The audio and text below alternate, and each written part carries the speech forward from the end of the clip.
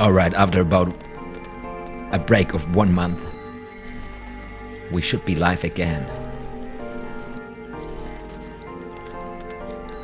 We got Chi-Rob and Wit von Wit in the house, guys, awesome. We're getting started here in a second, just checking if everything is working. And then we'll be back at it.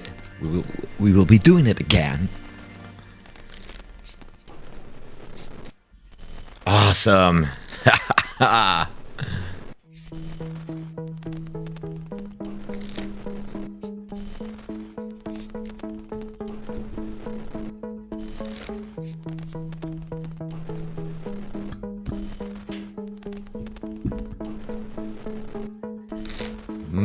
Michael Svoboda is excited. That's great. Awesome you're tuning in, Michael.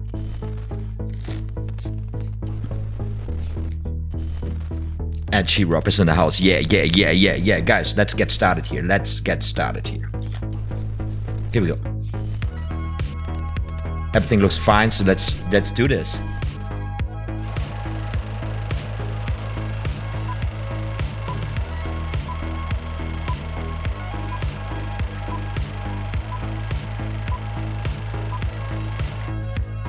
OTHMARiUS Magic.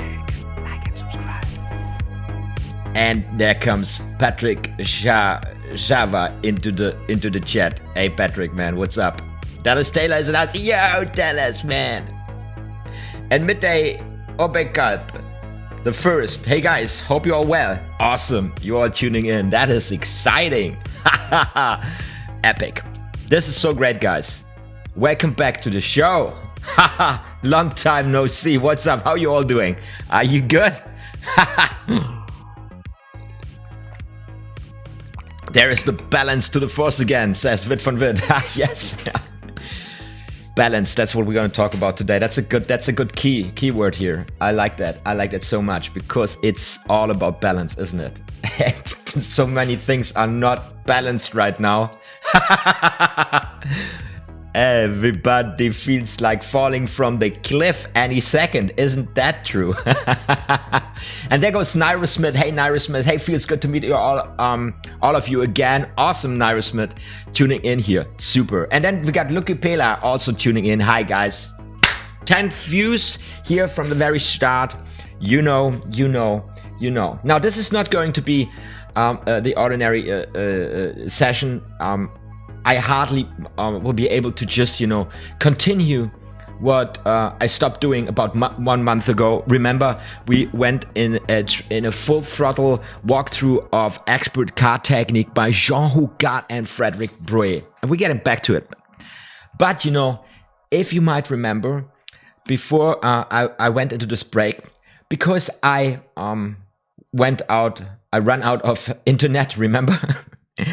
I was kind of overwhelmed with all the material that came at us this year, and this incubation time that I just had, or that we just had in this 1 month, just made one thing clear for me. There is too much material on the table. You see those books there behind me? I'm gonna talk a little bit about those books later, and I got some projects on the table I want to talk with you guys about today. I got some decks on the table. I got some tricks on the table. I got some books here in the back. I got a cupboard full of, I got a whole room full of magic. And there's this one thing, this one problem that we all face sooner or later in magic, that we're going to, we start stacking stuff up, like real herders, like real nerds, right? And easily, we lose track of what the actual goal is, or used to be, or was, And for me, this month, just being occupied with totally different stuff, with, how do you say, damage control. I'm going to talk about this also a little bit later. I just came to realize I wanna make some changes with the channel. I wanna, set a new course, and I want to set a new pace, and I want to fill you up on what's happening on this channel, and I believe you're gonna like it. I'm super curious and interested in what your opinion is about what I have to say here today in this very first live stream. Let's see who's coming here. Also, and we got more magical stuff. Patrick Shava, the first. Great to have you back, bro. Okay, guys, it's we got Alexandru also there. Greetings from Greece. Oh, I believe that's the first time Greece is tuning in, man. Awesome. I'm broadcasting live here from the capital of Germany, the city of Berlin. We just, hit the winter season. That means a city that is beautiful and green and sexy in the summer turns into a fucking depressing nightmare. For 3 months at least, So that's that. Let me show you a little bit here the new setup. I got this a little bit differently here with the camera right there, and also I rearranged the room in the back. And guys, if you following me on Patreon, I've seen those exclusives, me on the couch. You already get a little bit of an impression of how my room looks like. So what I did, the desk I'm sitting on here, I just put a little bit in the front. I put the green screen back a little bit, and I have this nice little old cinema seats. Placed there, gives it a little more. I have a little more space in the back. Feels nice, and there's a little, green. The orange adds something to the green, I believe. So I hope you like it, guys. And then of course we got our table situation for when I'm gonna show you stuff, crazy magic, and practice together. By the way, you know what I'm always saying. Make it quality time for yourself. So everybody get a deck of cards out and start practicing, because there's not much of a point just listening to a dude we're gonna do this for probably an hour or maybe 2, right? So to get your close-up mat out and get your deck cards out, and then just start practicing the thing you do. Time is a precious resource, and magic takes a lot of practice. It does. There's no way around it, right? So make it quality times for yourselves. Then, of course, I got the browser situation here so that I can show you stuff on the internet. And this is the new back end for when you do a live stream here on YouTube, right? And then I've got this, guys, for you. This is the Discord, our Discord channel, where you are very, very active, and you're supporting each other, chatting with each other, uploading clips of you practicing and performing, sharing stories about your progress in magic, and I really enjoy this. It's so great, and I love this community. You're all people, you do your own thing in a positive spirit and in a respectful way. This is really amazing. When I just come back there to Discord, I see all these discussions going on, and this positive energy you guys bringing in there. This is just fucking amazing. Honestly, I really, really appreciate it. Just be sure. I'm watching you. Even if I'm not always, getting feedback there, because I'm a busy man and times are fucking crazy right now. And I was hardly getting this one upload, this one performance upload. Maybe we want to talk a little bit about that performance too today. I hardly got this nailed with all the other things happening in my life right now. All this troubling and worrying and depressing things that are going on. Yeah, so that's what we got. And today, and I probably like to the kind of to the middle or the end of the stream, I want to invite you guys to join the. There is a. I got as you can see when I put my head away there. I got Dada. There's a voice chat. You just go to Discord. This is an open voice chat. You just go in there, and then we can just when I go in there. I'm just in there right now. And I hope I don't crash it now just because I went in there. So you can join there, and then you can talk with each other via the stream. I don't know if it works. Now listen, I wanted to make it in a way so that the guys, some of you could just follow the whole stream via Discord, but I just couldn't make it happen. I wanted to put the OBS feed into Discord, and it's basically possible. It's called virtual camera or something. But when I gave it a test run and I would start connecting Discord and OBS with this virtual camera, the stream connection would go down and fail me. So probably I will be able to tune some of you guys, whoever wants to do this, because we are live right now on YouTube, in at least via voice, maybe even via video. So if you want to jump on board, guys, you know where the channel is. You should be just going entering there, and then I should hear it with a little biggie bing in my head, and then we give this a try at the time being. Let's see.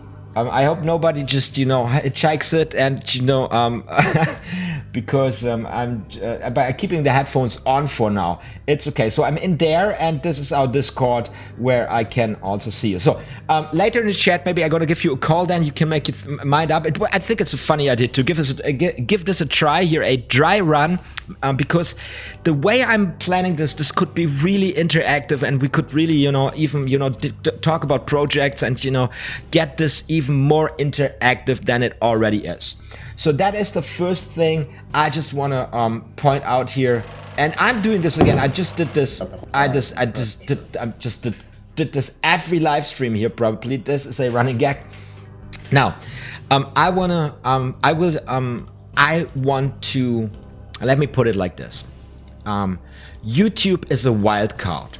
And maybe you remember the way I started this year, like kind of, you know, being quite transparent about how frustrating it is being a YouTube creator, and then at the same time, now keeping a positive spirit up. Now, the situation has not changed. It has worsened, actually, right? So let me show you the stats here, a little bit of the my YouTube channel. Check this out, guys. Look at this. Here is the official.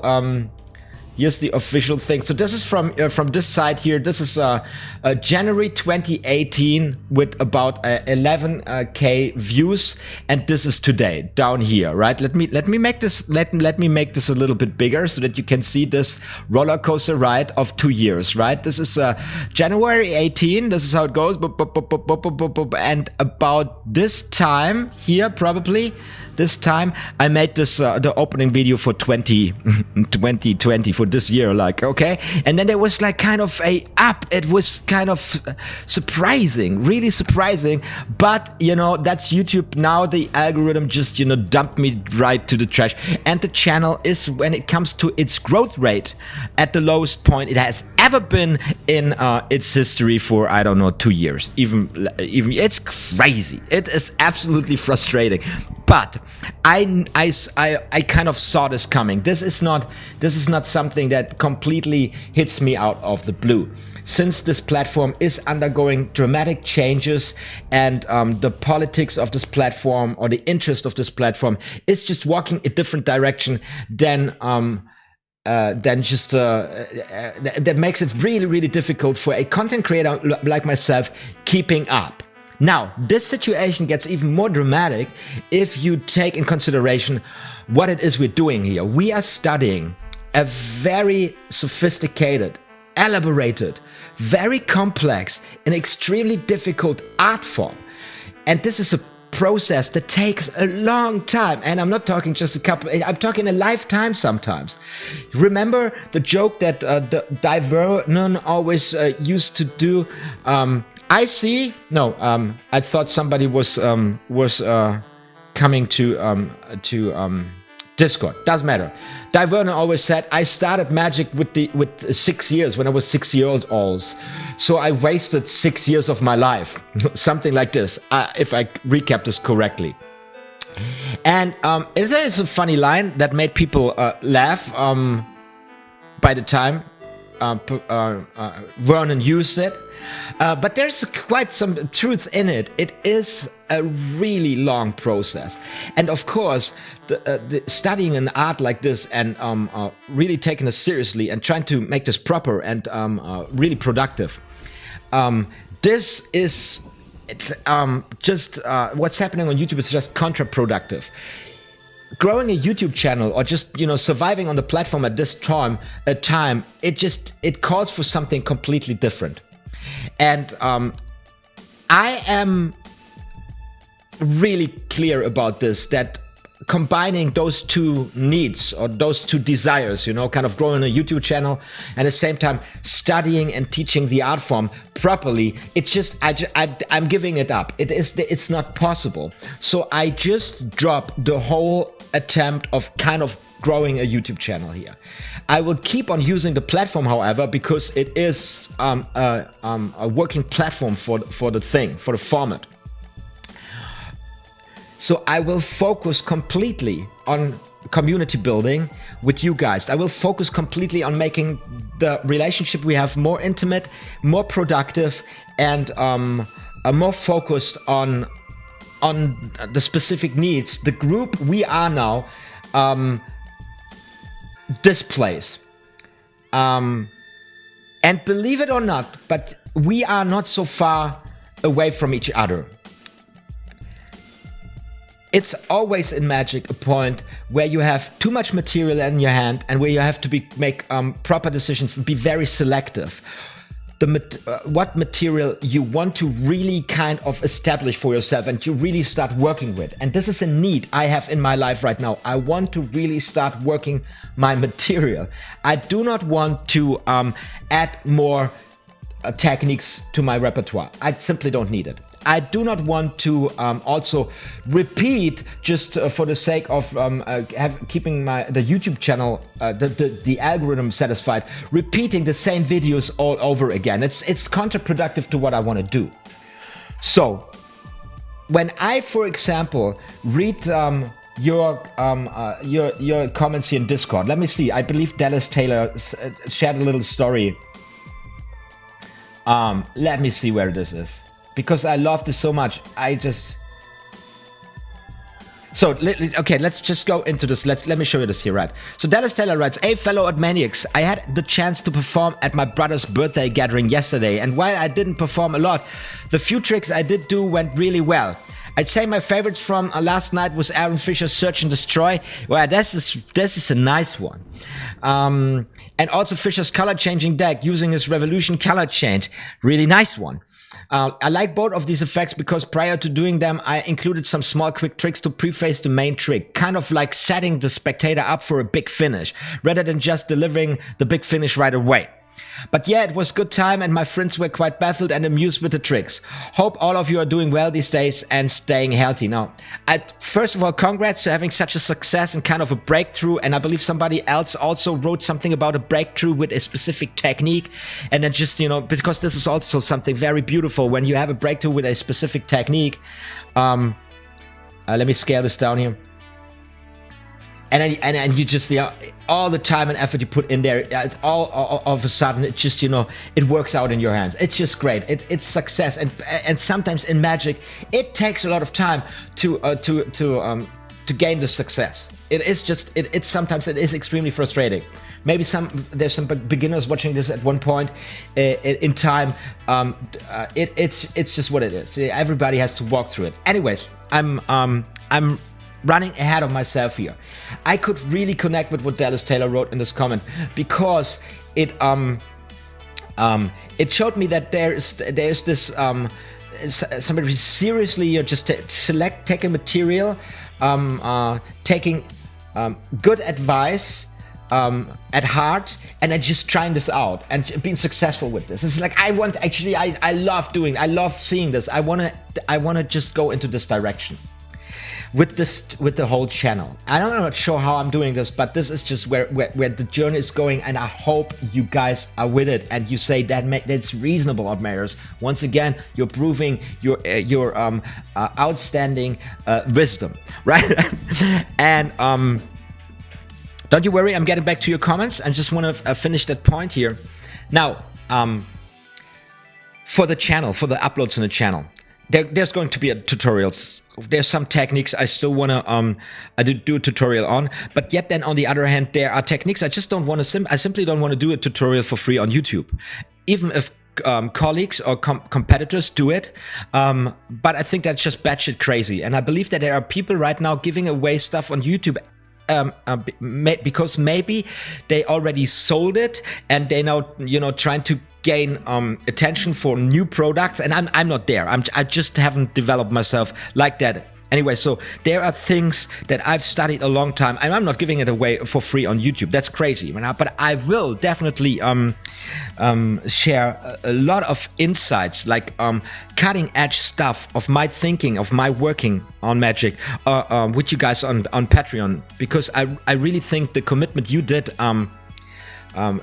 giving a pledge, it's important. It really means a lot, and I'm not taking this for granted. So this is where the journey is going in a way. So I keep uploading some stuff on YouTube, but it's not going. This is not going to be a channel that keeps coming with tutorial after tutorial and after tutorial. It's pointless, and I don't want to, you know, just you know, repeat myself. I don't want to do another tutorial on the past. I could, and this would probably be rewarded by the algorithm, but I just don't want to do it. Although I just, after one of our live sessions here on the basis of expert card tech, remember when we talked about the Bureau pass? And this, I couldn't believe it. I thought I knew I thought I had it. I had the pass nailed down, and I'm, you know, because my pass is really, I'm performing the pass like really well, and I just changed the whole. I can't believe it's now I believe I could get it invisible. I get it invisible for a camera, and I will this at one point. I will just show you this. It's the beret. It was like this tiny notion where you go like, oh fuck me, I can't believe that I just didn't think about it. That's crazy. Such a tiny nuance, a tiny little nuance, and it makes a tremendous difference. Now, it does not change, however, the performance of the dribble pass. That stays the same. Anyway, now so selective tutorials on YouTube, just, you know, stuff that's okay to hand out, but then more elaborate, more sophisticated stuff exclusively only on Patreon. And then I want to focus much more on performing magic, because, and I'm going to talk about this on Patreon much more than I do here, but hey, listen up. It took me a freaking time to shoot this last performance. When I got into the session, I was pretty confident. I said, I got this at my fingertips. So I start rolling with the camera, and then I realized, no, there is so much to improve. And then I got into this mindset of getting it just perfect, and then I just couldn't get out of this mindset. So I just couldn't get the proper shot, and I realized, and it was a really productive time. It was me thinking about how to present magic, how to to reconsider the difference of performance situations we can put ourselves in as magicians. And I was thinking like, dude, man, this is so productive. This is much more productive. This is what I want to do now. I want to just record more performances. However, this will change the upload schedule of this channel dramatically. This will be at maximum one video, if not a month, if not one video 2 months, to be honest with you. Just because it takes so much time to study a trick, to come up with something nice, to make it really productive. It's just easy to shit crap into the world. That is just easy, you know. But I'm not the guy. I don't want to do this. I want to perform the best of my ability. So I will go into this direction. I will rather have the algorithm bury me completely, but then instead bringing out videos I'll be proud of, or just, you know, getting the experience of, you know, really realizing what my limits are, because this is also something that's extremely important to learn, generally speaking, in life. So just let me get back to Discord, because Dr. Max DD PhD answered to Dallas Taylor Great that you performed and great that you did well. I'd just like to point out the things that didn't go well are just as important, if not more so, than the stuff that went well. It's the not so great stuff that you learn from and work out how to improve. Enjoy the hits, that's what keeps us going, but learn from the misses. And this is also really so true. It is really so true. So, since this channel started out as something, as a channel, as just a tool for me documenting my learning process, which kind of, you know, made me grow into the role of a teacher.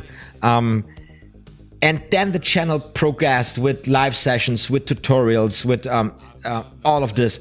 Now, for me, it is just a responsible thing for myself and for you guys to making these adjustments, you know, because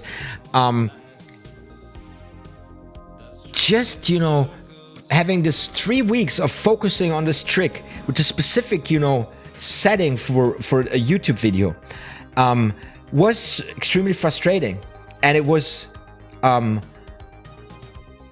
very tough.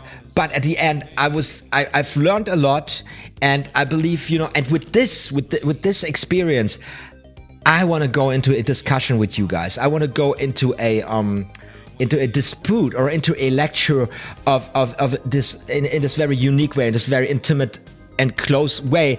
Just not me, just from top down, you know, but, you know, on eye level. Which I believe is much more productive. All right, let me see what you guys are up to in the comments, because I've been speaking a lot here. So you now realize this is just a recap. Right now, this is a major channel update, and then we're gonna go into a recap.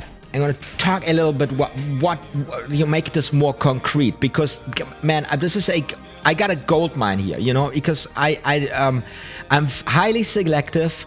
I started with magic much too late. I wasted, I don't know, 25 years of my life in reference to Divernon at least. And I just, you know, I have to make proper choices to just, you know, to get at least some magic happening, and not just, you know, in the real world, and not just in my little fantasy land that I have there behind this skin and bones, right? So, Dallas Taylor says, hey, OTHMARiUS, congrats on passing 8K subscribers on the channel. It's truly rocking awesome. Gonna talk about this in a man. There's a great escape and send to card practice. That is really true. Hi to everyone. Sebastian Hansen says, Sebastian, awesome you tuning in. Dallas say, yes, I believe it was Nairosmith who got technique down. Yes, right. I believe so too now when you say it. Your plan sounds awesome, Dallas Taylor. That's great. Thanks for the feedback there. Yep, my false transfer. Right, Nairosmith false transfer. That is cool. That was it. I really this really makes me happy, because I've been practicing some slides now for so long, and you know this last 93%, they take the longest time. It's just like and then sometimes there are these little breakthroughs when you go like, gee, this is just now that's how it's supposed to be awesome, right? Until you forget about it again. So 8K subscribers, yeah, this is amazing. Now, of course, nonetheless, the channel is growing. I've got 230 videos up, and there is a lot of traffic coming through search. So the algorithm, so this is how YouTube, the algorithm is suggesting videos right there somewhere around the video people are watching, and it's all about being new, a new video. It's all about being trend orientated. It's all about being fresh. And as soon, you know, I had a good run with my cornrow video. I had a good run with my pass video, but now new pass videos, new cornrow videos came up. I believe last guy did once again a video on the pass, Alex Pandrea or something. And then, you know, and then this is the person has a different drive. They have a higher upload frequency. And then the algorithm just ranks your videos down. and then you see your traffic drop. However, search comes in because people are looking, and people who are searching on YouTube for a specific thing, they tend to watch more than just one video. So they eventually end up watching your video, and then they can make a decision. They say, okay, I stay with this guy or this guy, and sometimes people just, you know, shuffle through. Now for this channel, there's still some traffic coming in, and folks hitting the subscribe button. And up until today, there's probably, with you guys, you are a bunch of like 20 people who are always interacting, engaging. There's a connection, and then there's 15 people that are watching kind of anonymously every video. That's the returning subscribers, I believe they are called. And I'm in some analytics site from a German dude, and that display everything like this. So there is people that are really interested in the development of the channel, and there's also people shuffling in, you know, but the growth rate is just, you know, flatlined. That's the situation. And from here, there will be milestones coming in, but very slowly probably. And anyways, 8K, that's a great milestone. It is exciting. And I'm planning to do a deck giveaway. And what I'm going to give away, and you guys gonna like it. You're going to like it. Where is it? There, I got it here. I'm going to give away one of the, that's right, Conjuring Community Playing Cards by Aaron Fisher. Yes, this is a beast. Look at this classical back design here, and it's a beast. Now, this sucker is filled and loaded with magic. It is a project Aaron Fisher just did, and I believe Dallas Taylor was there, and he already went through the program. It came, it was a Kickstarter project. It came with different options. Then there is an online course, which when you choose the when you did choose the pledge, you can watch it forever with some extra material. And in the package, it was a gigantic package for me, because in this deck there is the effect I just performed the other day, this sandwich effect, this search and destroy, which I worked out for myself on the basis of Aaron Fisher's book, The Paper Engine. Right now it's in here, and I just went into the program because of this one trick, because I just wanted to know the thinking of Aaron Fisher, because it's his design, and he, you know, I know how it works. It's something, you know, you work on a very long time and you progress, and then at a certain point the thing is just, you know, it's precise, it's pristine, it's divine, it's just, yes, it's just like delicious, right? So I just wanted to know what it is. And then of course the whole package came with a lot of other material of Aaron's work. So I'm super stoked going into this deck. So here we are again. I was just talking about being overloaded, right? This is just this. I know that this deck and the routines that come with it, you know, so basically Aaron sold the deck with a bunch of routines and with a lecture on the routines. This is just, you know, basically it's all you need to really perform incredible close-up card magic. You know, it's fucking amazing.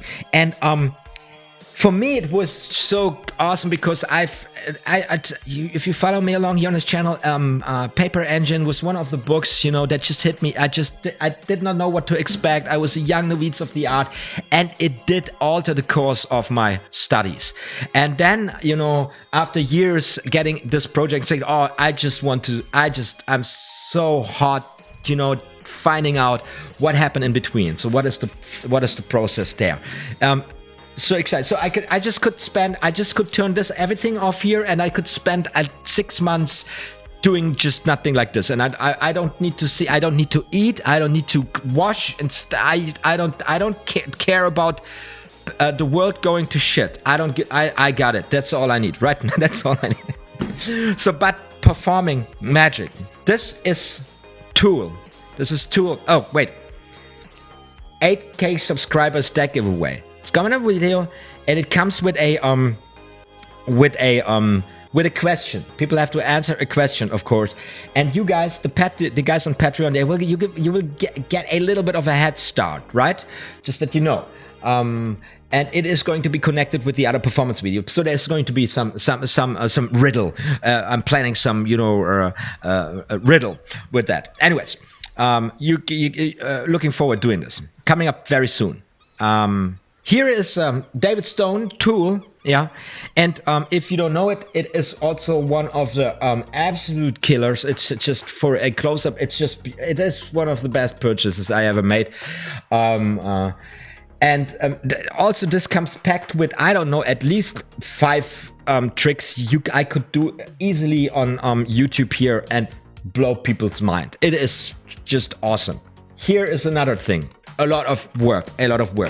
Look at this little guy. I just wanted to do this guy for so long, you know. Yeah, let's go into working this one. I've got here the whole deck. I'm just going to perform this in I have a really funny idea for a performance here on YouTube.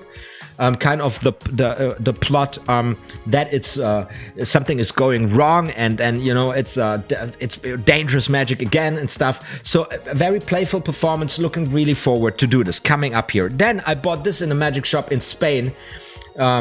This is a multiple color changing routine. And it comes with a code to unlock on the website, and I don't know, it's so long ago that I bought it. I hope that the website still exists, you know. And yeah, I have no idea. I wanna get it. I want to get this over with, and because I am working on color changing routines for quite a while now, I've never told anybody, because it is just it is just reasonable in card magic to not just do one or another color change, but to really work with the theme of color changes. So the next performance I want to shoot, and I already started working on, is Stranger's Gallery by John Bannon, right? It's just a freaking amazing trick. It is amazing, and I want to combine this with a Patreon exclusive, where I will not give this away or something. I will vary in respect to the works of John Bannon and to the specific trick. I just want to talk about why I believe this is such a strong effect, and why the psychology that's built in the trick is so important to study, even if you never really use it or work it, right? So just having you showed all of this, that's 6 to 8 awesome videos, and we can circle around learning and studying. Now, I haven't even started talking about the books. We're going to talk about those in a second too. Now, anyways, we have been in this in the progress with expert card technique and with the Road to Card Magic. Growing, everybody. We all have been growing in our understanding of the art form, in our technical skill, and we all are coming to the point of it's time to perform. It's time to work the material, right? So for me, it's just now a selection of tricks, and then practicing, performing, building routines, and testing them. Now, for me, it will not be so much outside in the outside world. And right now, anyways, this is a problem. There's this elephant in the room with the fucking Corona thing. I'm gonna talk about this in a second. We have to talk about it because it's a problem. But that's a different subject. Going to talk about it later.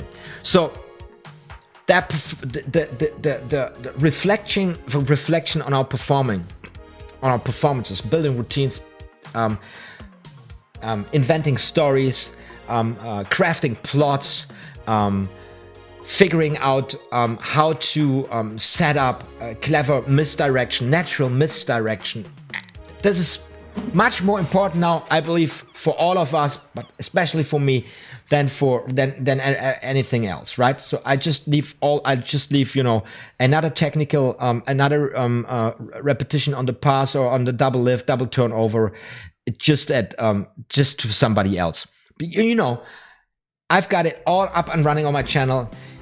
all the basic and fundamental techniques are there, and the tutorials are valid and valuable, and on the basis of those tutorials, if you put the effort and time practicing in there, you will be able to master these techniques on a level that only few people will. Now the thing is, you do not get it just by watching a lecture, and you can spend an incredible amount of money on magic projects and on teachers and lectures and classes.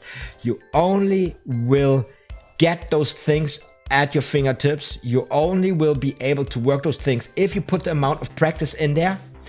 The real practice, not the bullshit practice, not this thing I'm sitting there for 50 minutes every week and then I'm wondering why it's nothing. It's at least, let's say the barest minimum is 3 days, 1-2 hours. At least that's the minimum. Really, that this is already, you know, and it's just getting serious with a daily routine of and there. David Stone said, how do you get asked to perform like you do? You know David Stone, the very fast French guy. He said it's the 16 hours, right? Daily, 16 hours practice daily.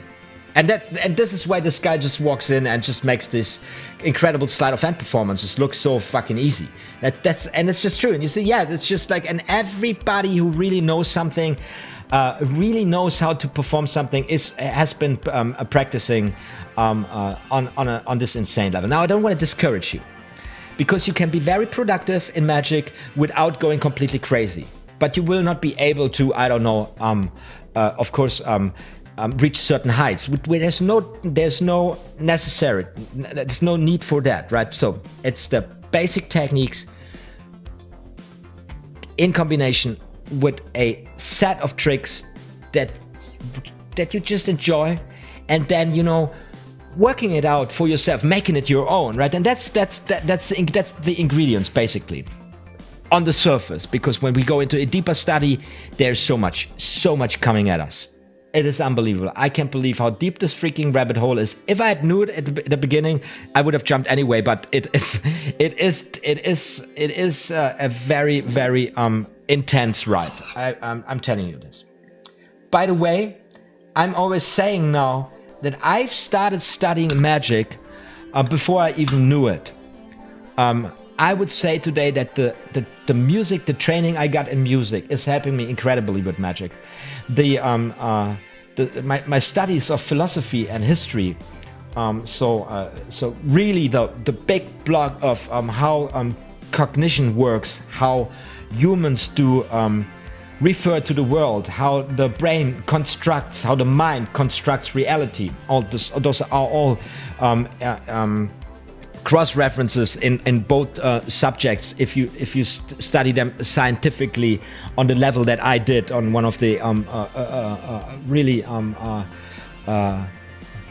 well-performing open and free universities we used to have in this country. They did shut them down in 2005, and I'm one of the last 3,000 MAs, Magister Atriums. After that, there was just this bachelor and master thing, which ruined a lot for the academia in Germany. But that's a different story. Anyways, I did not know it, but kind of, you know, I was studying magic before I knew it.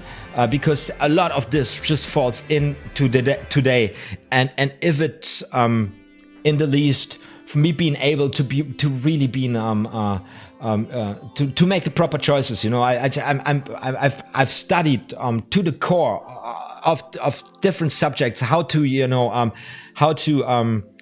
select the important data, how to analyze the data, how to order it in different groups of relevancy and things like that. So I to be honest, with the time I put into magic, I wouldn't be where I am if I hadn't the training beforehand. And also, this is something that's not very obvious. This is also something I am sharing here completely for free at this point on YouTube, on this platform with this channel, right? So lucky you. So Night Sky Kamar says, hello AGAiN, long time. Hello, awesome, you're tuning in.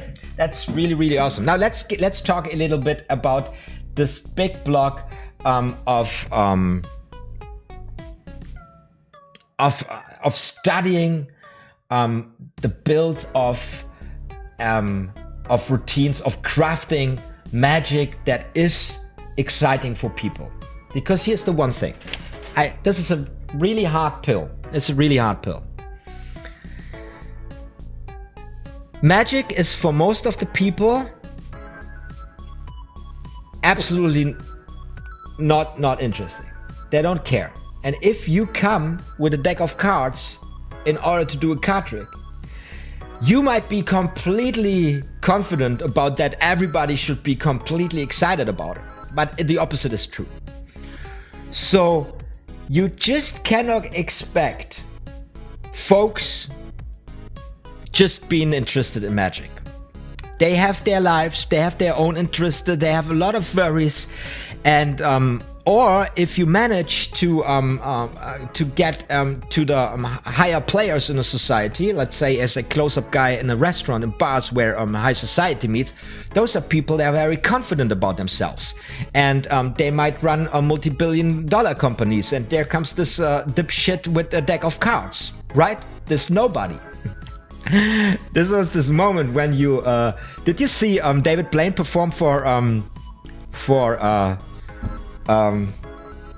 Jeff Bezos and this other guy, like the richest man in the world? That was great to watch. You should do an analysis on the psychology of this situation. It was great.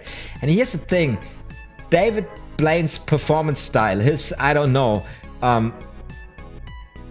extremely laid back, you know, his conscience seems to be like somewhere like 5 centimeters behind his eyes. I don't know where the guy is, but he's just like, you look, it's like, and you see this, how this works. Did you see this performance? Like, I mean, like there is, I thought, and this is why I love David Blaine, because this guy is bold as fuck. This is the richest man in the world. Everybody wants to come to this guy. Everybody, you know, he's a giant ass. And there is this other guy circling around him. This is a center of power. This is a center of power. And there goes this guy, basically with a deck of cards. You know, it's a toy for children, basically, right? So, and everybody else would have burned, like trying to, you know, enter the atmosphere of a planet from outer orbit, right? You would just, you know, burn. It's just not, you can't do it. But David Blaine has this huge reputation. This guy, you know, what did he do? He froze himself. He was standing on, he was doing miracles, like real miracles, and he got a reputation as a real magician, you know, who might, you know, pull a snake out of his butthole if needed. And you know, so he got the record for doing for performing there. And anyways, what I want to say is, you have to make your magic needs to be interesting. You have to connect with the people. Otherwise, you will have a ridiculous stand out there, right? Because think about it. When we think about magicians, yeah, I could name all those names: Ricky Jay, you know, Aaron Fisher, Michael Vincent, Ty Vernon. What else did I got here? David Otis, OTHMARiUS, names, right? But what do the people, the ordinary people know when they think about a magician? It's David Copperfield, right? And then there is a little bit of a selection, and there might be a group, a little bit younger group that goes for David Blaine, and then there is Chris Angel, right? And then maybe in the countries, a few local heroes that might even be internationally, like Juan Tamariz, who is famous in Spain, like a local hero. Everybody knows the guy because he was in the 80s in a very specific climax of television after a dictatorship went to the shitters and a democracy came. Television was really open, and they had crazy shows there, really anarchistic and socialistic television propaganda, and it was really like this guy would come there and he would, you know, have this, you know, long hair, dirty working class people representative style, with no fancy thing going on. And he would, this television show, I believe it would deal with couples. Couples would have to do some, you know, this typical television Saturday Night Live bullshit. Couples have to play games and, you know, retarded stuff.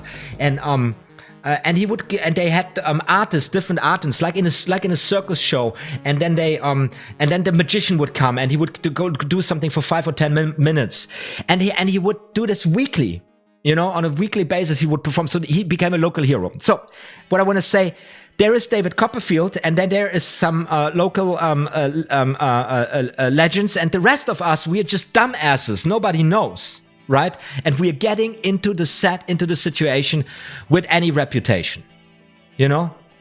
Oh, of course, there are some working pros who got their shows and stuff and do the marketing, but that is how it's in general. And you got to realize this. It's a hard pill to swallow. I know. It's a hard pill to swallow, but this is just how it is. And if did you ever think about why magicians would come up with these stupid names, the majestic, the amazing, the blah blah blah, because it is just it's just building expectation, building interest, building reputation, you know, from the very beginning, you know. The early times of magic, where with the magicians, they had to compete with, I mean, really insane artists like carnival freaks that would do incredible stuff, and that was the only form of entertainment for the working class people, and even for the aristocracy, right? So there's a long history of that. Anyway, so that what I want to say at the end, where we are here now as these guys in our living rooms in the middle of a pandemic, trying to improve our hobby, trying to improve our skills. There is so much material, and if you make proper choices, and if you take these rich sources, if you take the really good sources, and if you take them at heart, we have a much easier stand than many generations of magis before us. Isn't that great? Isn't that great?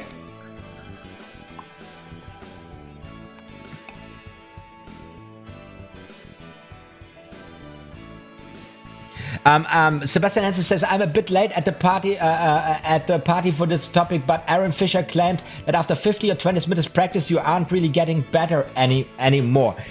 Of course, when I say a certain amount of hours is necessary to get where there is, it doesn't mean that you just practice the same thing 3 hours in a row.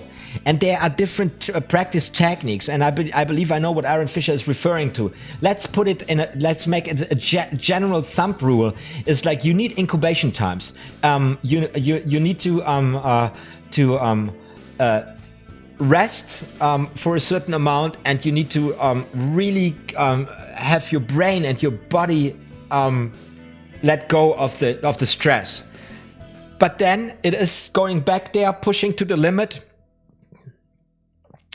And then relaxing again, you know, throughout repetition. And there are different techniques, man. There are different, and this is a whole field of lecture on its own. There's different philosophies on that. There's people that say you only gain, there's no gain, no pain, no gain. Push to the limit, always push to the limit until you hit your head to the wall, until you get you know, something like. There's people who say no, never do that. The best thing is just tiny bits, you know. It's give it a try. Did you ever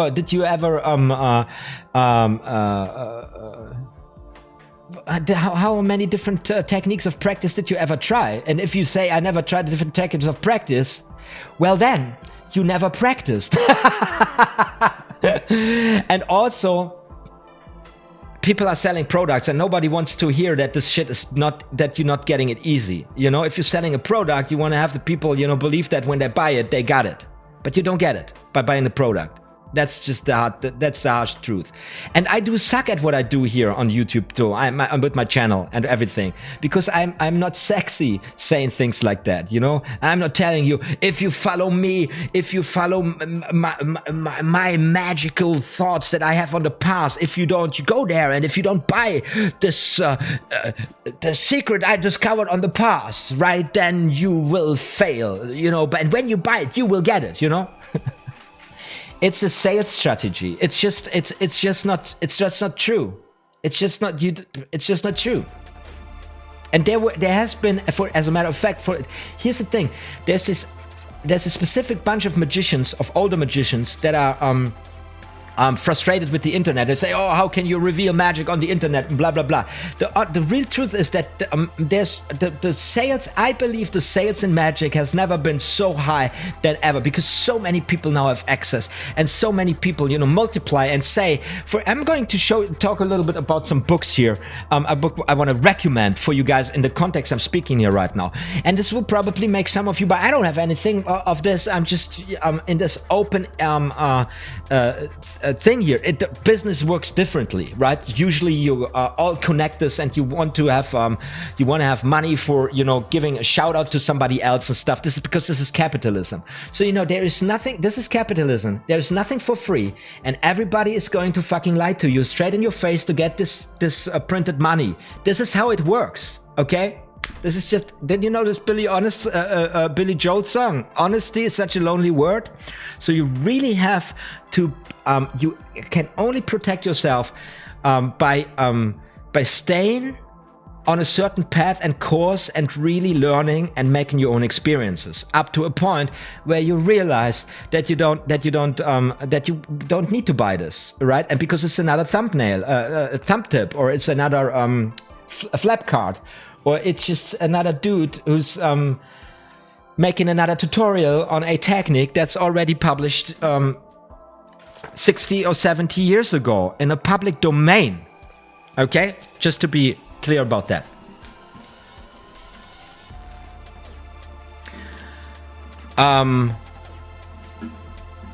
But then again, it's great. I love it. A project like this beautiful deck by Aaron Fisher, which includes so much, and the possibility, you know, for an artist to make a living by really, you know, building such a website, an online course and stuff. That is really, really great. This is really, really freaking great. And building routines, crafting strong magic. Here's the big recommendation I want to make to you guys, and that's this one here. That is we had no signal. That is by Darwin Ortiz, Strong Magic. And this is not.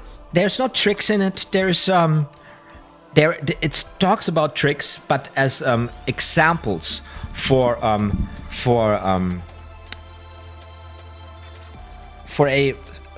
philosophy, basically, that's in this book, or part times in this book, to what makes magic a strong magic, strictly from a performance point of view, from a performer point of view. It is a very, very powerful book, and I highly recommend this to you guys. I'm just walking through it right now, and it's like where I really realized that is where I want to go. Where I have this cover wrong around. This is just confusing me right now. And it is a really productive read. It is for all skill levels, and I would say the earlier on you get the knowledge that is published in this book, the better. It will change your understanding of the art form. It will change your approach. It will help you to navigate easier through this realm of options that are out there. Really great. So, of course, we cannot do a series, live lecture series on this, because this is this is not a public domain, right? But once in a while, here and there, where something really strikes me as really, really important and kind of like a general truth, there are general truth in it, right? And the thing about it is that a general truth is when you read it, it's like so simple. It's like, yes, of course. And then you hardly forget about it, that it was, that it's such a,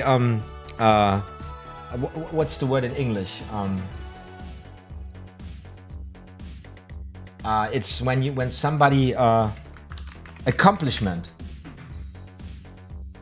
Yeah, accomplishment. It's such an accomplishment by someone to just have put it into simple words. The simple truth, put the simple truth into simple words. It's an accomplishment. That's something that it takes a lot of intelligence, a lot of thinking, and a lot of intuition also, and a lot of experience. And this book is full. Every page is like, what, dude, man, it's so true. It's so true. And also the examples of tricks I used in the book, they're really outstanding. So you really learn a lot about the art form without, and this was where I felt so relieved, without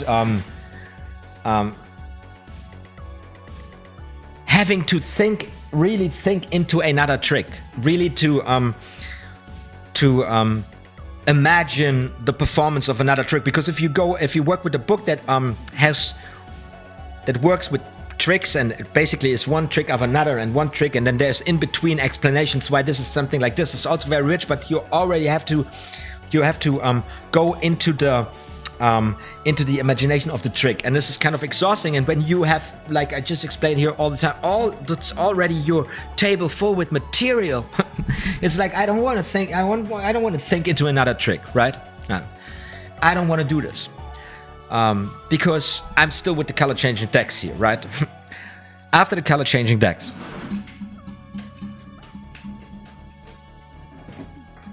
we're going into we're going into this way. I'm going there, and what I think is valuable and what I think is legitable, which is legit to share, I will.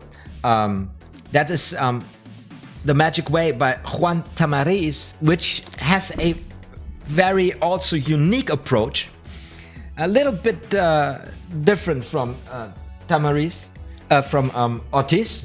OTHMARiUS is different from OTHMARiUS. Here in The Magic Way, we got this is, by the way, this is the guy from Spain I was talking about here. Like, this is, and he had this. He was always with the violin. After you finish it, it is beautiful thinking. It's 3 books basically that he published, or is it 4? And they kind of form a body of work, and it's quite beautiful to go into there. And I found this imagery here. Let's do this without the green screen. Let me show you this cover here. It's beautiful. But this imagery here, it really reminds me of my music books, my guitar books. My hippie guitar teacher, who was a big John Lennon fan, would teach me guitar with. It's kind of this thinking. It's very playful and clever, but very, unpretentious. I probably want to say. Maybe I'm wrong here. The Method of False Solutions and The Magic Way. And here, this is my starting point. This is supposed to be my starting point for Oil and Water, which is something I just want to have in my repertoire for good, because I love the effect. And it is one of those pinpoints in card magic where you go, let's say you got 4 ace routine, you got a color change routine, you got the ambitious card. What else? You got a gambling routine, which can be combined with the 4 aces, and then maybe the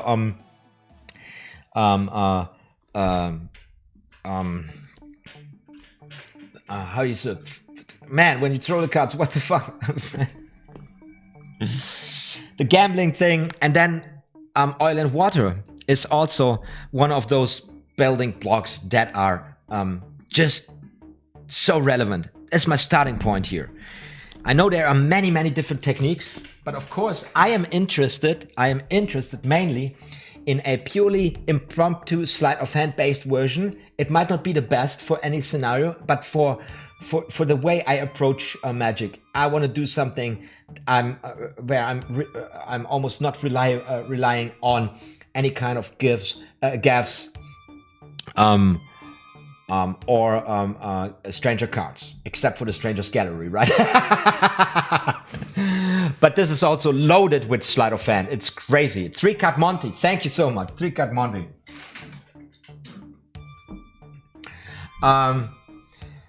So that's that, you know. And I'm not just saying this.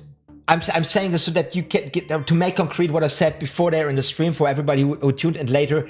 I'm shifting a little bit the direction, the course of the channel. We're going into another direction, and this is the foundation, my material, my source material, basically, that just will, you know, pop up in different things. For example, also in the last performance, you have a very integral slide, which is an Aaron Fisher design. Also, this slide has become integral to my stand-up sleight of hand based work, and now I lost my train of thought.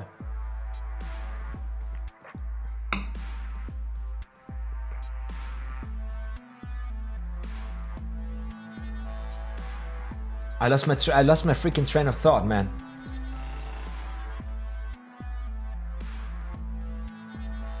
Anyway, I don't know where I wanted to go with there. I probably I'm going to watch this later or at some point and it's like, dude, man, you wanted to say this. Why didn't you say it? How could you forget it? It's freaking crazy. Does this ever happen to you? Just in the middle of a sentence, you go blank. Oh, I hate it. It's so stupid. Wolfgang Moser teach me, Sebastian says, a really clever oil and water routine. Yeah, there are many routines in there. Maybe you can perform this, record it if you can, and share it on our Discord channel. So for I was saying for everybody who was tuning in later on the source material, I'm coming to build, and then I don't know, I lost it. Yeah, I lost it. It doesn't really matter. So here's something I'm afraid of. I'm really afraid of. This is this sucker. You know it? Guy Hollingworth, Drawing Room Deceptions. Now I have this on my list for a very long time because it is a very clever build of beautiful effects, routined extremely well for a specific setting with a specific timbre and timing and feel to it.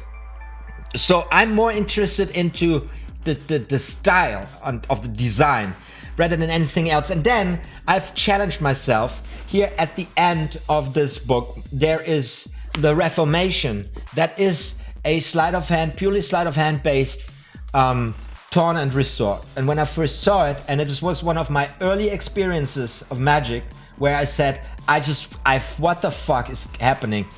It is freaking beautiful. It is, and I said to myself, I want to learn this. I want to learn this. And lucky me, Dan and Dave, they did a kind of a collab, and they brought Guy Hollingworth to new life as an elderly man today, and Dan and Dave representing a newer generation. And since Dan and Dave they entered the market with you know, I don't know, the trilogy and heavy sleight of hand based card magic.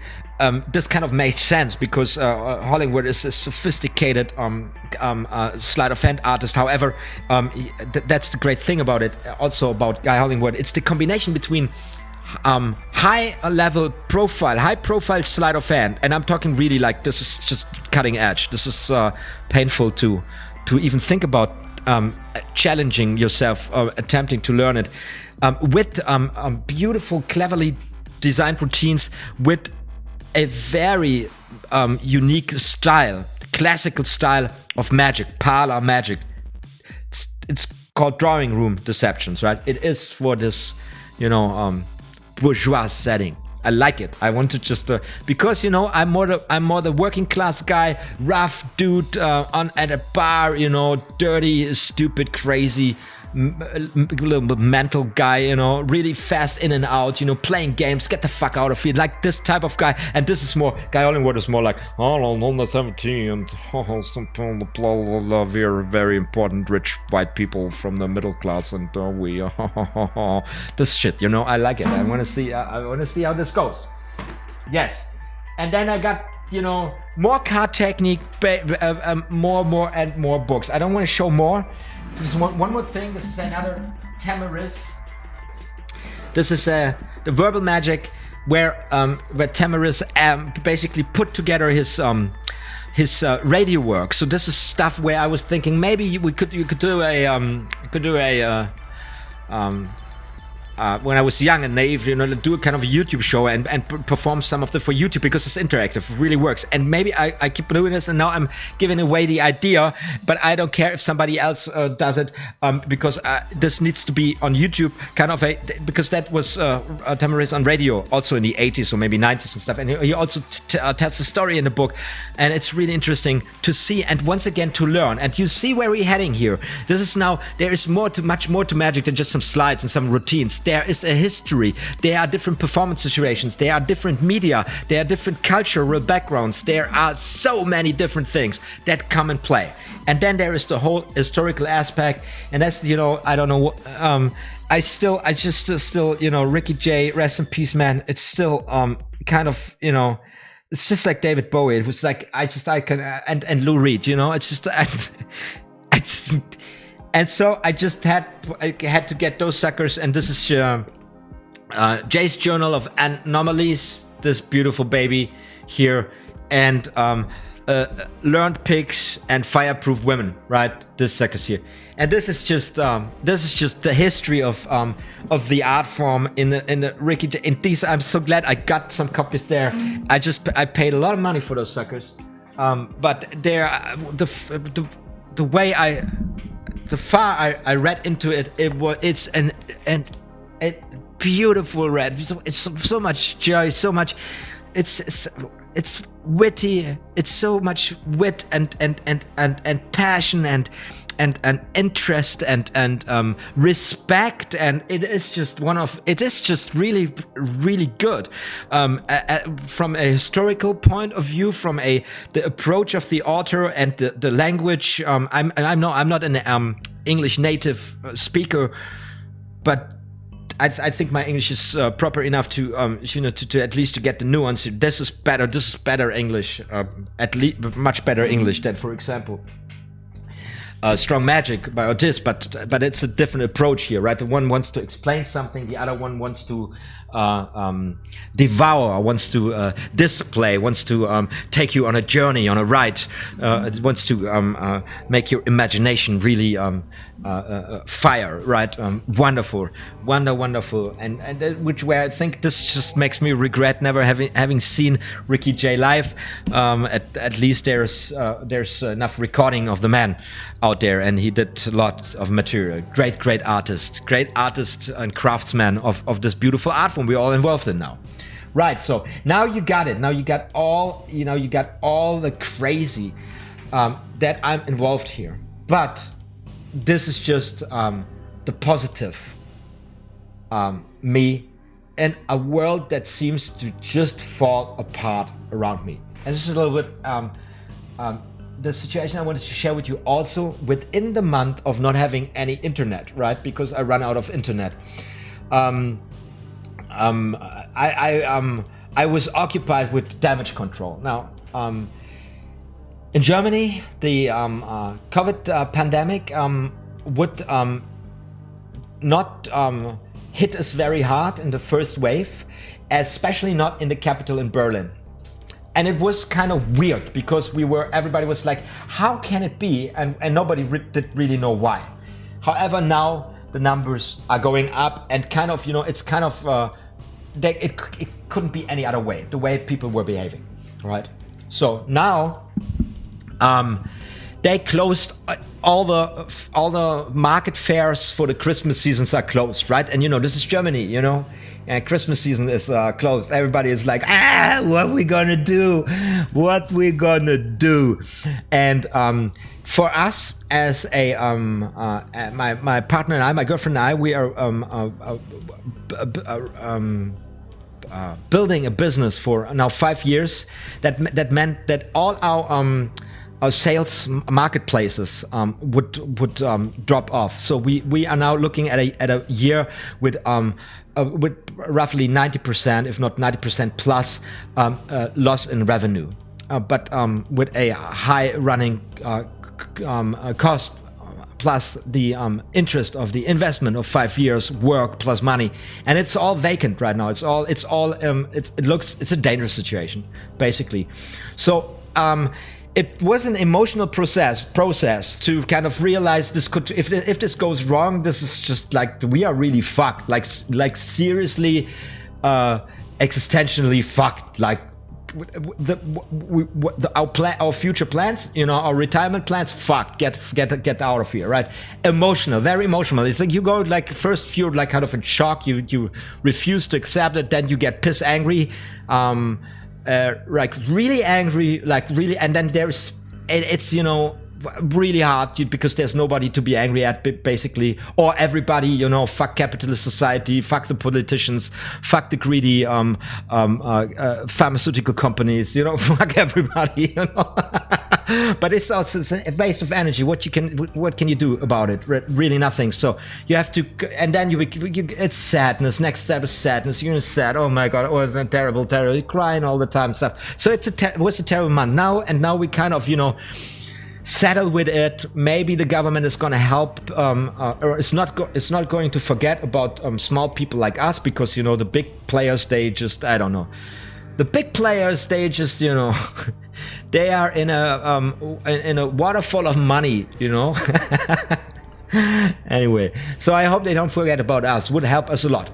And so that was also a aspect now that would just, within the whole situation, make me reconsider how I will proceed with the things I'm doing in my life. And I said to myself, I will definitely not play the fool or run after a YouTube algorithm or a machine that is designed not to take care of my or your interests. It doesn't care, doesn't matter, just for the corporate interest of making as much profit annually as freaking possible. And so I sat my ass down. I said, boy, what do you want? How do you achieve it? What's the best way? And how do you communicate it to the guys that are on board with you? And that is where we are right now. And this is why I'm doing this stream like I'm doing it right now. And now you know it, and now you got it. And I'm really hoping that you are all well and safe out there, and that all your loved ones are also safe and well. And I know it's a frustrating time. Just keep it together, right? Just keep it together, and don't let the panic that is spreading. And believe me, I'm in Germany, and Germans, they always they refer to as those cool and reserved people, but they're just crazy fearful, and they are really disturbed by something like this. And right now situation is kind of getting a little bit you can definitely feel it. Okay, I've been gone for a second, and this is the new OBS. They told me that I just had a note that the connection was gone, and now the connection is back again. Maybe it's because I'm speaking about the thing I cannot speak of. Just wanted to share this with you, that there's this there is this, you know, general vibe going on. And now in Germany, you can totally feel the panic overthrowing the people, and that's never good, you know. So at least the one thing we can do is just not being part of the herd that loses the shit, right? That's the one single thing where I say, at least I wasn't that guy, you know, who was, you know, jumping from the Titanic like let us be the guys who keep on playing the music, right? Let us be those guys, please. Yes, so because there I just here when I go back to Discord here today, Nairosmith said, Nairosmith, you are with us, aren't you? Because you said that you cannot attend because your girlfriend is a nurse on COVID station and is quite depressed after the last night shift. Might need some mental support. I believe that is a tough job right now. I believe that is, and yeah, great, man. Be supportive, man. Be a supportive man. That is, and you know, give all the love and all the candy and all the tenderness and protection she needs, because I don't want to. It's probably really tough, like really tough. And then Herlogi says, prio on the family. Take good care of her, let her talk, even if it's about something else. Used to be paramedic.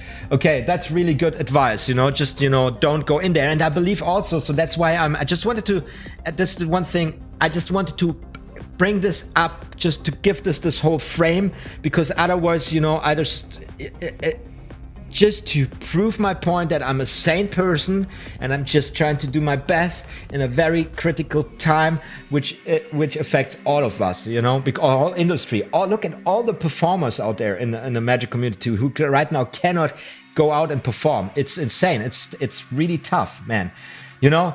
But then again, tuning in here, this is about, you know, kind of forgetting about a little bit all about of it, but of course not completely ignoring it, you know, because we are healthy individuals and we make proper decisions, and we behave accordingly to the situation. So we're not panicking, but we're not ignoring as well, and so on. Yes. So now we are here on the Discord, and we are now doing this for by the way, let me show. I just wanted to show you this because you are getting now a sneak peek into the website of what I'm doing with my girlfriend, because we just now, of course, reconstructed our website. We put more products up on there, and this is not a pitch. You cannot use this website right now. It will be. It's going to launch on Friday, and it's restricted more or less to the European market for now. But if you want what you see now, if you need it because it's so candy, of course you can contact me anytime, and then I can set something for you. But this is our page right now. These are products. We have tiles with beautiful animals and with beautiful ornamental shapes. We have them in different sizes, and those are designs on the basis of scientific drawings from different eras and authors, and redesigned for tiles. And this is the artwork of my girlfriend, and those are for decoration for your wall or for your cupboard or your table. So you can use them as coasters, you can hang them on the wall. There are different options. This is what we do, and I just to make this more concrete here. And we have been selling on a market fair at the very hard, beautiful location right there at the center of the city, an art fair with a long tradition, just surrounded by museums, hotspot, and still it was really tough, you know, to sell stuff like this. And then now everything's closed, right? So you can believe this is all handcrafted. We do this all ourselves, you know, the design ourselves and the crafting ourselves. So this is quite something. Just that you know that I'm just not talking about things. All the things I do because I believe in them, and I enjoy myself working the stuff I work. You know, because if I was just focused on making money, I would do it differently. Because making money means setting your mind on making money, and then you just, you know, scamming the shit out of people.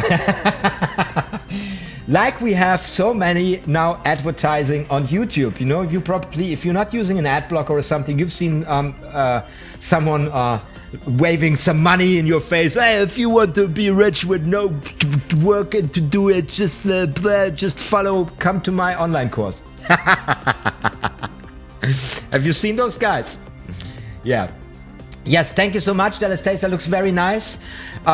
Yes, it's really the objects right now. The product is really we worked hard 5 years. It's a process, and then we have 2 different printing techniques. And one printing technique is it's a firing.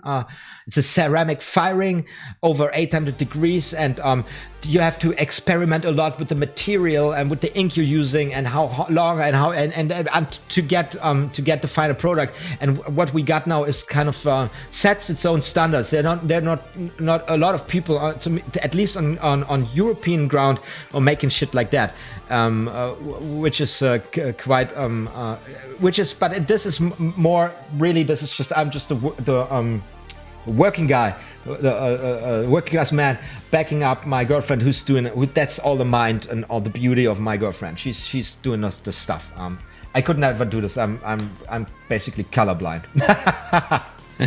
So guys, now we are going to Discord, and now we are going because we are doing this now for 1 hour and 25 minutes.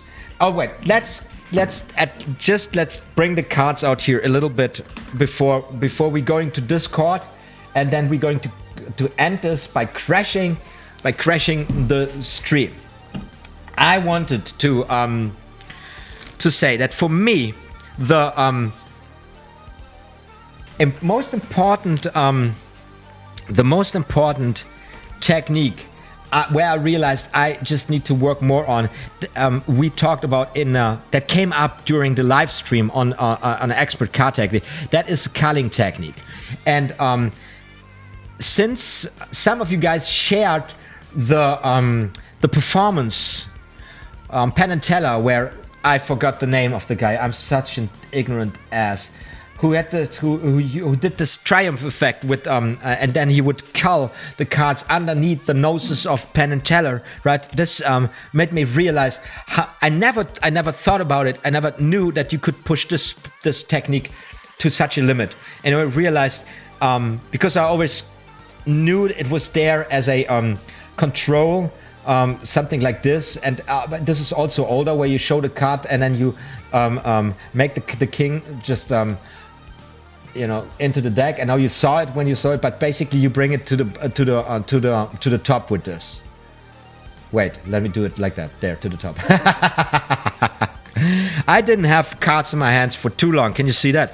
So, one more time. This control, right? And there are various ways of doing this. But basically you show the Jack of Spades very clearly, and it's out jogged, right? And then you throw it like in there, right? You got it out jogged, and then you do it. But I never really went into this. I know the culling to get a stalk, a bottom, a top stalk, up or down, depending on how you perform it. And I never really bothered because I'm the overhand shuffle guy. Overhand shuffle guy, and I do a lot of my stalking with overhand shuffle, right? And also with a Hindu shuffle, and a little shuffle here, a little shuffle there. And if you got your routines set up like this, you can it's very natural, right? But then again, nevertheless, I started culling, and I started enjoy the culling very much, and I came to realize that this is a really important technique which I completely underestimated, and so I started to practice this now, and as you can see, I'm not good at all. Maybe I could. I'm glad that I got a certain amount of, you know, control to easily pull a card down there, but it's still yet not in no shape or form representative. But I just wanted to tell you, so I came across this one and this technique and said, yeah, I'm taking this in my repertoire. Although there's, I know there's an intuition. I will probably, this will come in hand very, very, very, very handy. That's it. Then the other thing was this one-handed thumb break, which will enable you to do this control, right? One-handed thumb one-handed break, which comes very natural, which is very gets really good cover, and I haven't really practiced this, but this one is a powerful thing, and there is a little segment I'm planning in the future on and I call this practice routines, and those are routines that do form a routine as something that you could actually perform, but it is more crafted to create a reasonable flow of motions and combining the practice of two different techniques. For example, turning over a card and then changing that card, right? And then making the card fall onto, go into the deck, and then maybe, you know, like this would be a practice routine, and then going back from the beginning there, right there, right? So I'm just changing the card. That would be kind of a practice routine like this, changing the card, right? And then different ways, turning it over, bring it in kind of a ambitious color change routine, right? So you see where this is going, practicing different techniques in order to get one flow of motions, but you wouldn't really necessarily call this a routine or something. This is something you could perform, but it's not designed to perform, but rather to, you know, get a more complex flow of motions and adding different techniques, you know, because we tend to practice just one sleight of hand, one slide, and then the other slide, but we never really connect the things, right? So that's also why I did designed the tutorial series on the pass in combination with how to get the fourth finger flash break. First just the pass, then the pass under cover of squaring up the cards, then how did you get the break, and then to do the dribble pass, right? To build it up, to just have one technique and then combine it with a spread and combine it with a dribble, to just thinking more into this direction, because you might now already have the experience that you just don't need just a pass or just this one slide. It always comes in a flow of motions. And then if you haven't practiced this in a flow of motions, you might know the technique, but when you come there, it's always like this little, you know, stumbling over this little barrier, right? And this is and this sucks, because it doesn't matter if you don't flash, because this little, you know, stumble gives it away. And this is also something very, very, very disappointing, and a lot of people don't like to hear. It doesn't matter if they don't actually know how it's done. It doesn't matter if they haven't actually seen how it's done. If they only believe that they've seen it, or they only believe how it's done, even if they're wrong, guessing wrong, you have failed the magic, okay? So the stumble, the hitting, this like break, because you never put those motions together, is ruining your magic more than flashing a double, which might go unnoticed if the whole flow of motion is natural, right? It's just the way it is, you know. Oh no, down for the counter practice routines. I like the sound. Mine too. So you can, man, my color change suck. Gotta get on that. A way to get reps in. Man too. Wit, I only can do the Earthness color change, but that's enough for me right now. Now, yes, the Earthness is a beautiful one, And you know, guys, I got the tutorial up and running. Maybe a little notion, a little very important, just to you know, get a little back to the cards, because this was very, you know, about the channel and about the world and about the magic and about the source material of what's happening in the future. Say a little bit here to the thingy. Of course, when we're talking about a earthness change and we want to do this a little sophisticated, we are already immediately in the troubleshooting of our beloved technique of, you know, the double, right? And then once we got it, the thing that you just need to have to avoid is to see that the card is pushed forward. That's the thing you have to avoid. And that's the first tip. Like, don't do something like this. You know, just don't do something. Don't have the card flash here, and don't just push forward. You can't just, by just coming over and by just putting the over, you get the card pushed forward, right? This is a first simple thing. Now, you don't want to go too far, and you just catch it with the ball of here. And this is the most sensitive thing. Don't worry about anything else, just the catching of this, because you want to have this motion smooth. It just needs, because what you want to, you have this effect. You just want to go like this. This is the ideal motion, and I don't have it. So this is the first barrier you need to next. And when you got it to this point, you see this ugly thing here. Now, I've come to the solution to make this look much better at this point, just to bring the finger up and then just to go into something like this, to have the whole deck drop right there in the palm of the hand, into the palm of the hand. Now, I have the card in my hand gliding over the fingertips. Right? And from a certain angle, I can even have the fingers just a little bit bent, just like that. Now, when I come over now, I use the phalanx here, the inner phalanx of the second finger and the phalanx of the ball of the palm here, just to square this up. So I can, what I try to create is this light touch, this notion that there is nothing in your hand. Now, believe it or not, you are getting, layman, you're getting away with this color change, but you can make this look really, really nice with this little tip. So let me try this one more time. So when I come, I just first avoid this going in there. And when I come out, I just go into a diagonal. You see this, just like that.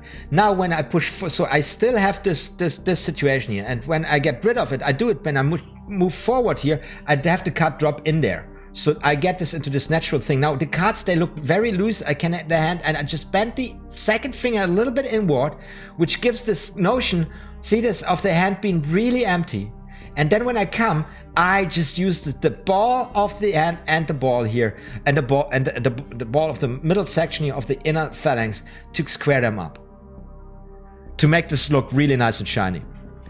And the thing is, it's not much. It's not immediately more extra practice. It's just getting away from this, right? This is how you usually see it performed. So now I'm went for a. So this is how you usually see it performed. And this is, you know, you basically, your mechanics show that you have to, that you did that. Avoid that, and with this little thing, you already, and you see I'm using all the different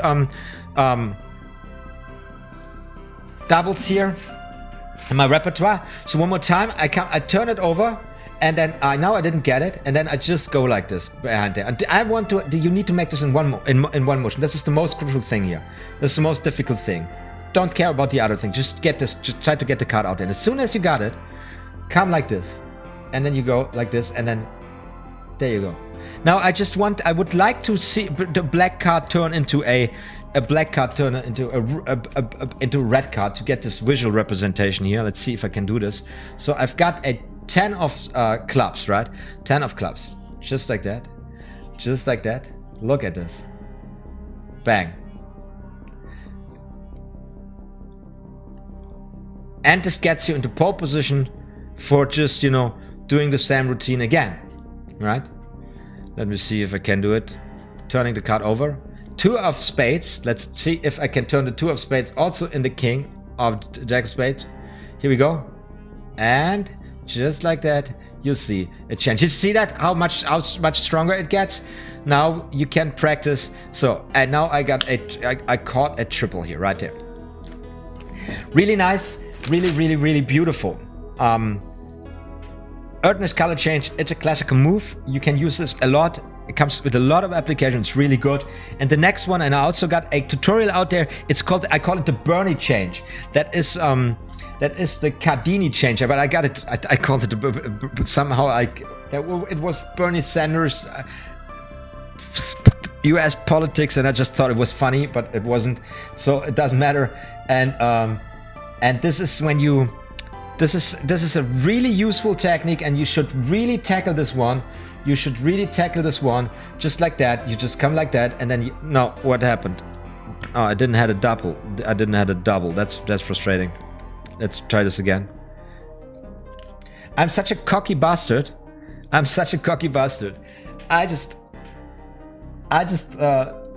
pulled the single card, turned the single card over, and I was like, dude, man, my double is smooth.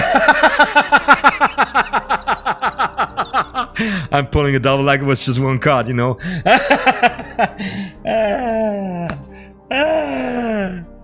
Okay, so this is and once again, I'm just sitting.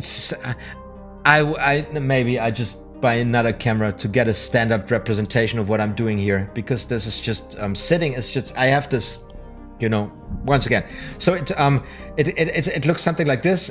Maybe I got it here something. Yet now you saw me flash. I hate it, but you know this is the motion that Cardini change. It's called in it, it is a very powerful thing. And you best start practicing with a top change, with a top shot maybe, just shooting the card out, getting this clipping action going.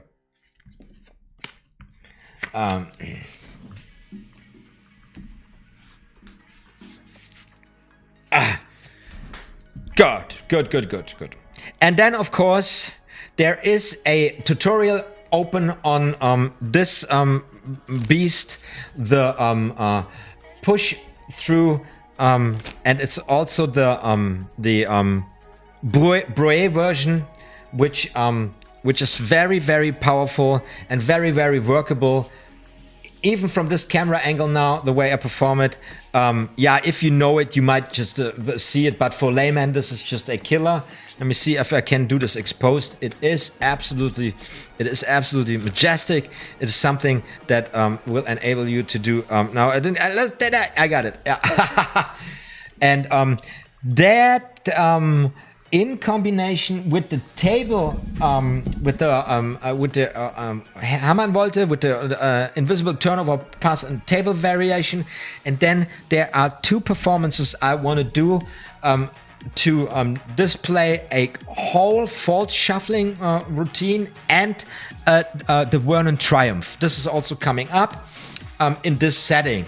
Looking really forward to shoot this Classics of Magic also, just you know to recap and wind up this whole table tutorial series we did this year, right? Which was also pretty dope.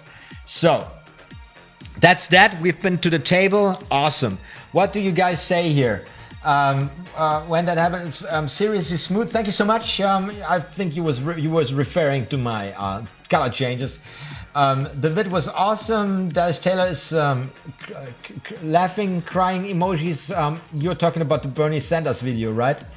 Or there's this other one where I did the card vanish. You know, like the card vanish with where I say the symbol is we have to hold the Satan symbol, but we can't hold it too long, otherwise we open a portal to hell. I really enjoyed editing this. This was a lot of fun. If you haven't watched this, guys, go watch it. It's out there. It's the devil. You can, I believe I said that you can fool the devil with this trick. And then I would put an image, a transparent image of Susan, of YouTube Susan what the fuck ski in in there, and then the devil approves it, and then I say Susan approved or something. I was so down with everything when I was recording those videos. Oh man, I'm not giving a fuck on YouTube for so long now. Sankey has a nice trick where you push a boot into a bottle. There it helps if you do the earthness change in a push motion. Perform that quite often and get great nutrition, and you have a souvenir to hand out. Nairosmith. Yeah, you know, I'm always saying it's just like, this is just when you just separately look at one slide, what this is all about, and then, you know, and then it's just an offer. There can be, of course, necessary adaptations combined with something else where something else, a different handling makes more sense, of course, obviously. And yes, and Sankey, of course, Jade Sankey is probably one of those channels here on YouTube who where you can learn the most from. He's got a lot of freaking amazing material for free, and what I like, you know, Janky's style is not my piece of cake quite necessarily. It's like looks like the dude who wants to be young, you know, or who tries to reach the teens, and probably he's more successful than I am, because I have 0 teens watching, so I don't like the style. But that's just a matter of performance taste. But the design of the routines, the cleverness of the build of his magic, and his performance style for his core audience it's working very well. So you can learn a lot from his YouTube channel, let alone like a lot of stuff, you know. But he's also making like kind of the great, you know, the difficult walk here with also selling his products and also keeping a reputation as a teacher and a performer at the same time. So he's quite a unique all-rounder. So yeah, awesome. Patrick Scherber said, I have been working on emotional response, but they weren't such a simple trick, but the routine sells it. That's great. Awesome. That's awesome. And then there's Sven Pohl saying, yeah, OTHMARiUS Magic Live. It's a good old buddy of mine. Tuning in. Hallo Sven, wie geht es dir? Ich hoffe, alles ist gut. Ihr seid wohlauf und gesund, und lasst es euch gut gehen. Ich sitze hier in meinem Arbeitszimmer und rede schon seit einer Stunde und 45 Minuten über die Kartenkunst und habe heute viel auch über die Zukunft dieses Formats, dieses YouTube-Kanals gesprochen. Ich grüße euch alle, liebe Grüße. So that now you had me speaking German a little bit. Greetings to an old buddy of mine who just tuned in. I know the guy for a very long time. He's a mathematician, a computer programmer, and a very charming and friendly guy who's also doing music. He's working and on a great translation tool called LiVE, which I am using all the time if I want to translate English to German, German to English, and so on. So if you don't know about it, take a look. It's really a powerful tool. With OTHMARiUS Magic, 0 teens watching. That's the new tagline.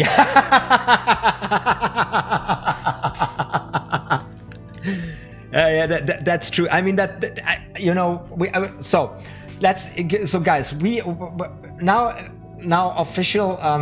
Everything's set and done. We looked a little bit at the cards. We get it started, Ben. I really just have to make up my mind how to do the schedule, how to do it all up. It's gonna come. I'm there, and don't you freak out if I'm not uploading now on a weekly basis. You know now why it is, but expect for great stuff coming on this channel. I didn't even tell you about that. I'm planning a website. I'm planning to produce some playing cards, and there's a lot of ideas, and you are part of it. And all of you guys supporting me with, you know, your feedback, with your positive vibrations, with your comments on YouTube and here also on Discord, and with your pledge on Patreon. This is just you make it happen. You're rocking awesome. Now we're going to Discord, and you can now here, if I go to the site, you see this here. You can join the speech channel Dada. This should be open for everybody. This is in our channel, Discord channel, right? It should be. What am I doing here? Now, do I need to invite you? I've never done. Can you just go in there? Do I need to invite you? Please let me know if you want to join. Or if you don't want to join, because I want to give this a try at least, and then maybe we are going to crash things. So because I got I see live there, and I see Herr Logi in there and Frederick Braru. And so anybody of you on Discord, does anybody you care? Does anybody want participate on this experiment? Are you guys too shy?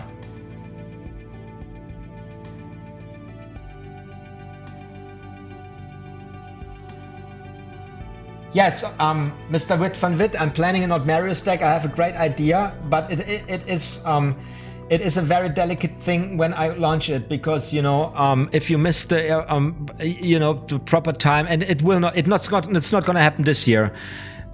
Best case scenario next year. It all depends on what's happening. It all depends, man. It's just like I just it is. Let's see how it goes down. But I want to do this. I want to do this for a very long time, and I got a great idea for it. It's all there. I got the connections. I got the idea. I got the vision. It's all there. It's gonna be good. And you, of course, are the first who need to know. So nobody wants to go. Okay, come on, you guys. Wants to come to Discord here live. So we have to do this. I get it. Or do you want to come live and there's just some technical issues?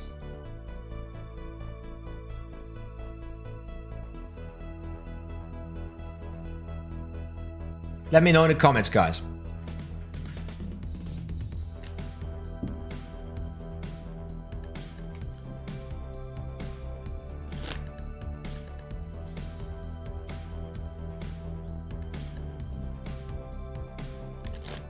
Okay, Naira Smith needs to leave. Leave now. I see you on Discord soon. Okay, Naira Smith, have a nice night. I'm wrapping it up here too. I just wanted to end the show by crashing it, by doing the thing on Discord. But somehow Dallas Taylor said I can try. Well, and just hop on and we give it a try.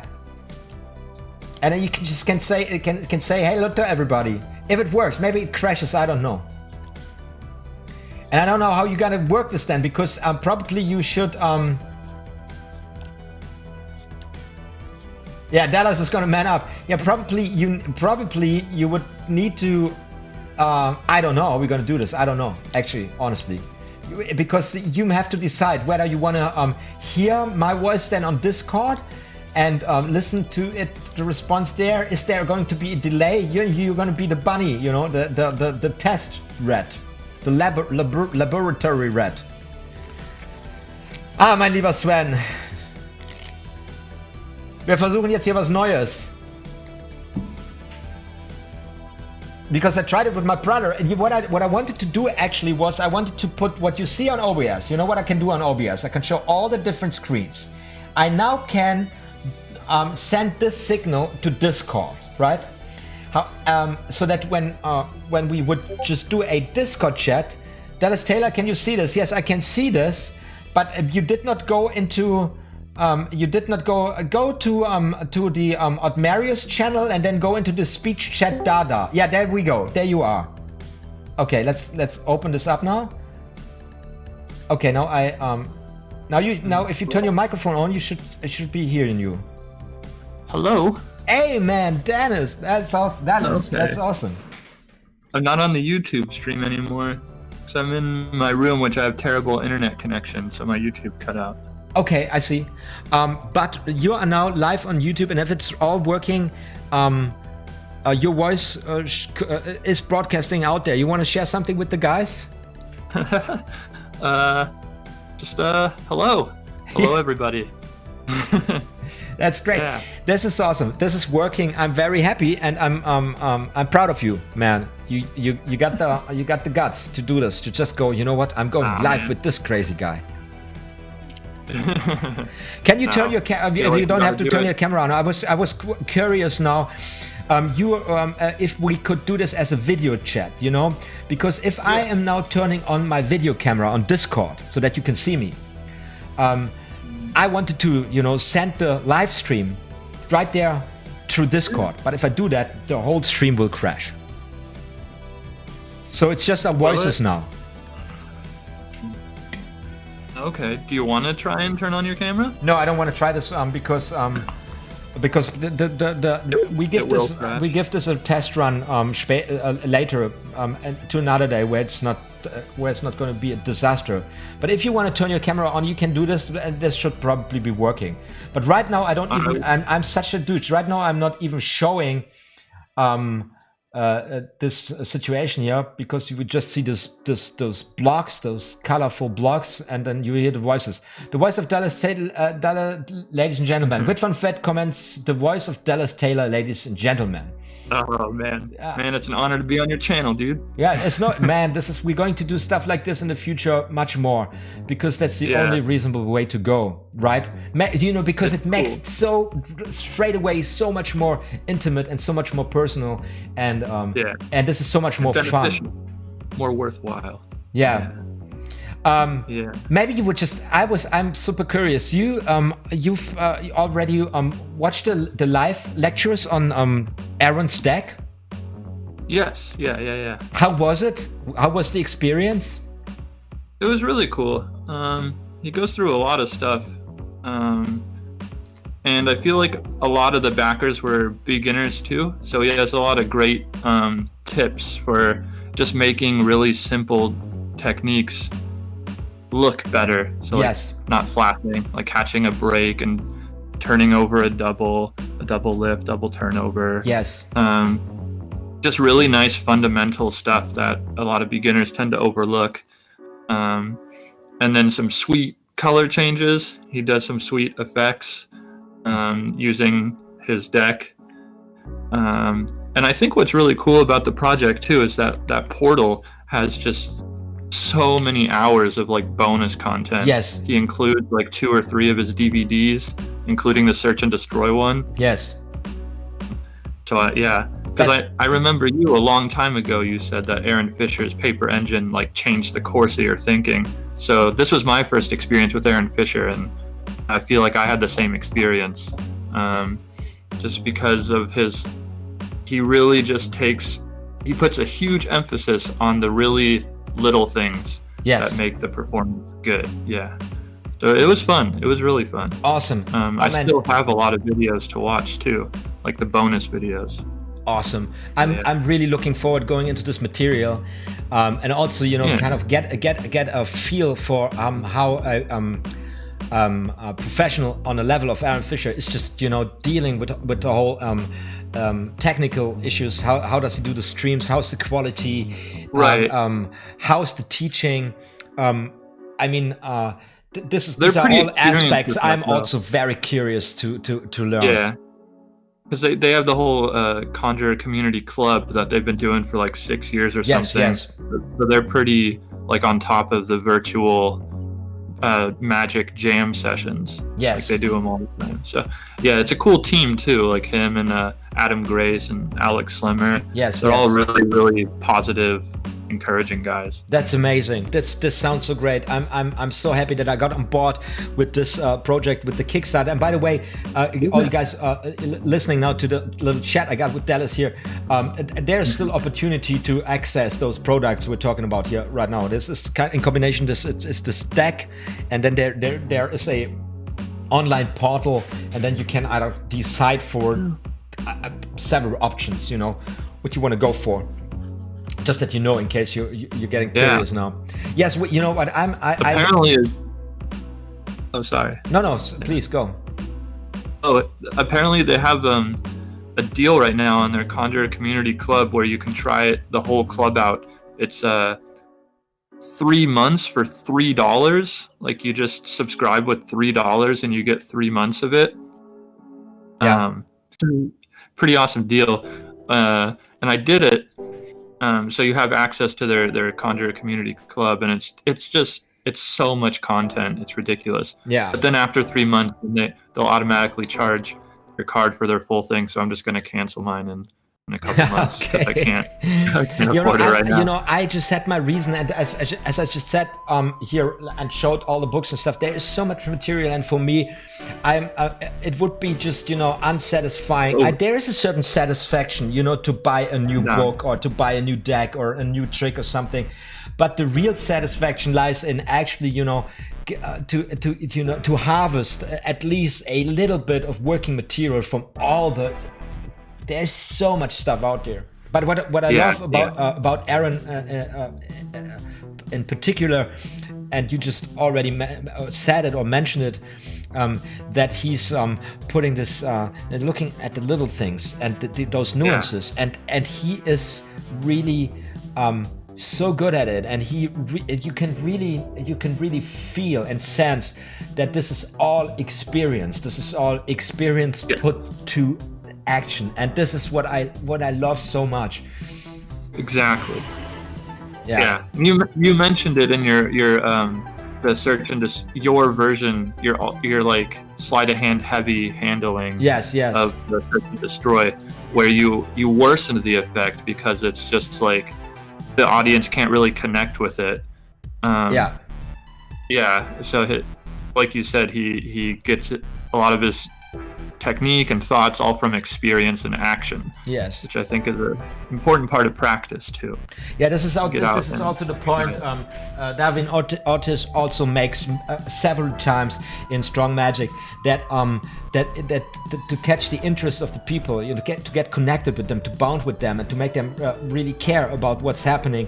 That's the key. If you don't have that, it doesn't really matter. And it is a sad experience to have practiced a sleight of hand level and master the sleight of hand level, which is really really difficult, and then it's it's basically nothing worth. It's for a lay audience, and if your goal is to stun laymen with strong magic, to create an emotional impact and a experience, a memorable experience, of course, it's really cool to show off with the magic bodies, because the set of slides I'm performing in this routine, it will take some time for somebody to get there.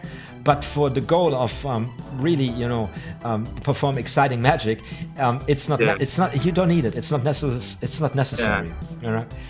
Create an experience for the spectator. Exactly. But it doesn't mean there's nothing wrong about because I wanted it. I really decided. There are some techniques I'm practicing like crazy just because I want to do them. I want to be able to do them. But that's my personal decision. Right. Yeah, nothing wrong with that. So, and you had this magic, not a breakthrough, you had this experience about performing. Do you want to share a little bit about this performance with us live here? Yeah. Think about it. Well, the main thing was like, I really liked about setting it up with a smaller trick before. And Aaron Fisher goes into that in his Search and Destroy DVD. Yeah. He teaches like 2 or 3 like really simple sandwich tricks, just so you put the idea of it. You're kind of teaching the spectator what a sandwich trick is. They see their selected card pop up in between 2 face-up cards. Yeah. So you're like, oh, that's what I did. But I bet you can do it too, and then you go into the Search and Destroy effect. And I took that kind of idea and applied it to some other effects too. So I've been working on the past week or so, pretty hard, pretty heavy on the Devilish Miracle by Ed Marlowe. Yeah.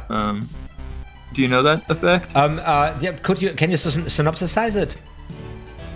Yeah, it's a transposition effect. So like two spectators select a card, so 2 total selections. Yeah.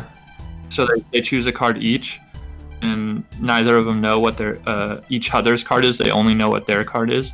And then after the two cards are selected, you pick out 5 cards at random. So you have a packet of 5 cards. Yeah. You show those 5 cards, and one of the spectator's cards is in that packet, and one of them is not. Mm-hmm. And then after the effect, when you do the magic, suddenly the spectator who saw their card in the packet, their card magically appears in the deck, and the other spectator's card from the deck appears in that packet. Okay. It's pretty crazy. Yes, yes. It's pretty cool. Yeah. And oh yeah, and they appear reversed. They're so the card that was in the packet suddenly appears reversed in the deck, like just magically. And then the second spectator who has never seen their card, it suddenly appears in the packet reversed. Okay.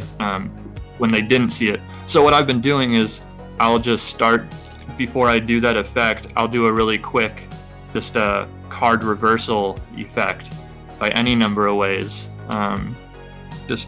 Just have their chosen card reverse in the deck. Mm-hmm. Yeah, and then I'll go into the Devilish Miracle. So it's just following that same theme about kind of like setting up the spectator's expectations. Yes, so they exactly. Yeah. Awesome. And it's fun. I really like the Devilish Miracle lately. And this is also then here. This is what I like about what you just said, and this is something really valuable to learn for everybody who's studying the art.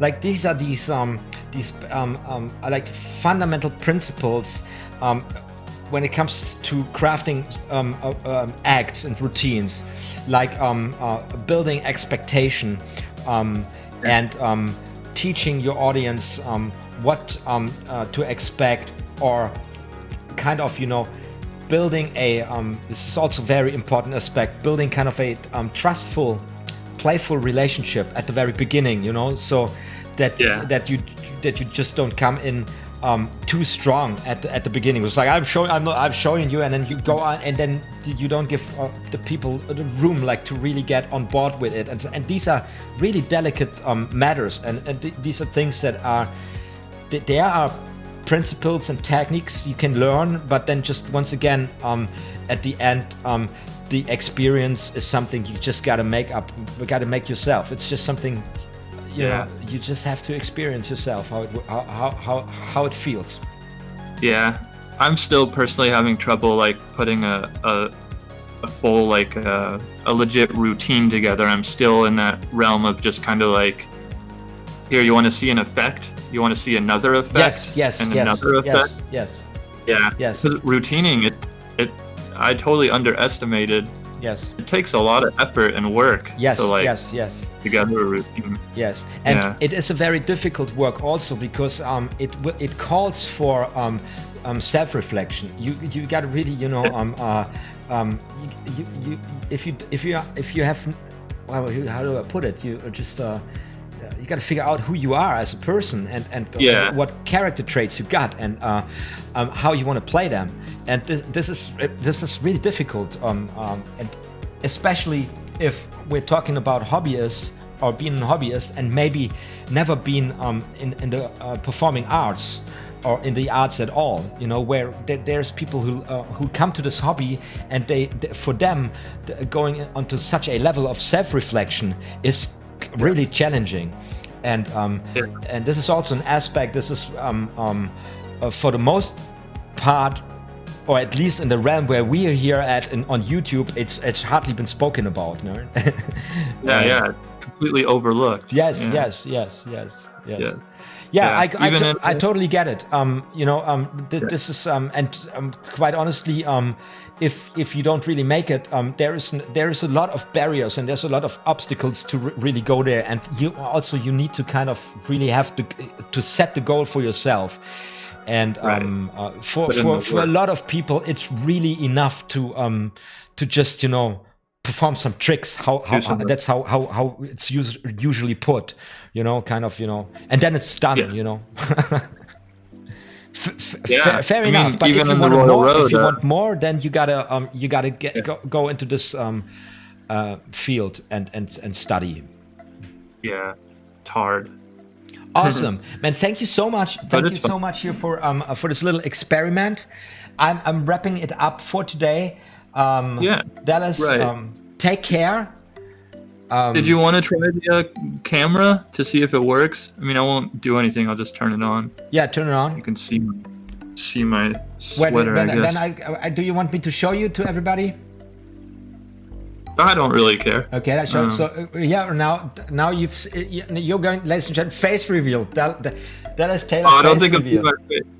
Yeah, we'll see. We'll see what Here you go. happens. I'm gonna put you you're on full screen here.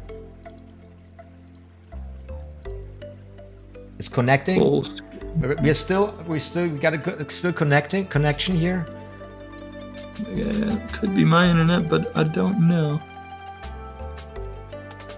So a nice strike Mare writes great conversation. Thanks for the feedback, Knight. Oh, yeah. and, Thanks. and Marlena Andronico, how are you doing, my friend? I'm doing very well. Hope you're doing well too, Marlene. Yeah. So you know your camera is we're just looking right now at some kind of a loading bar or Yeah. something.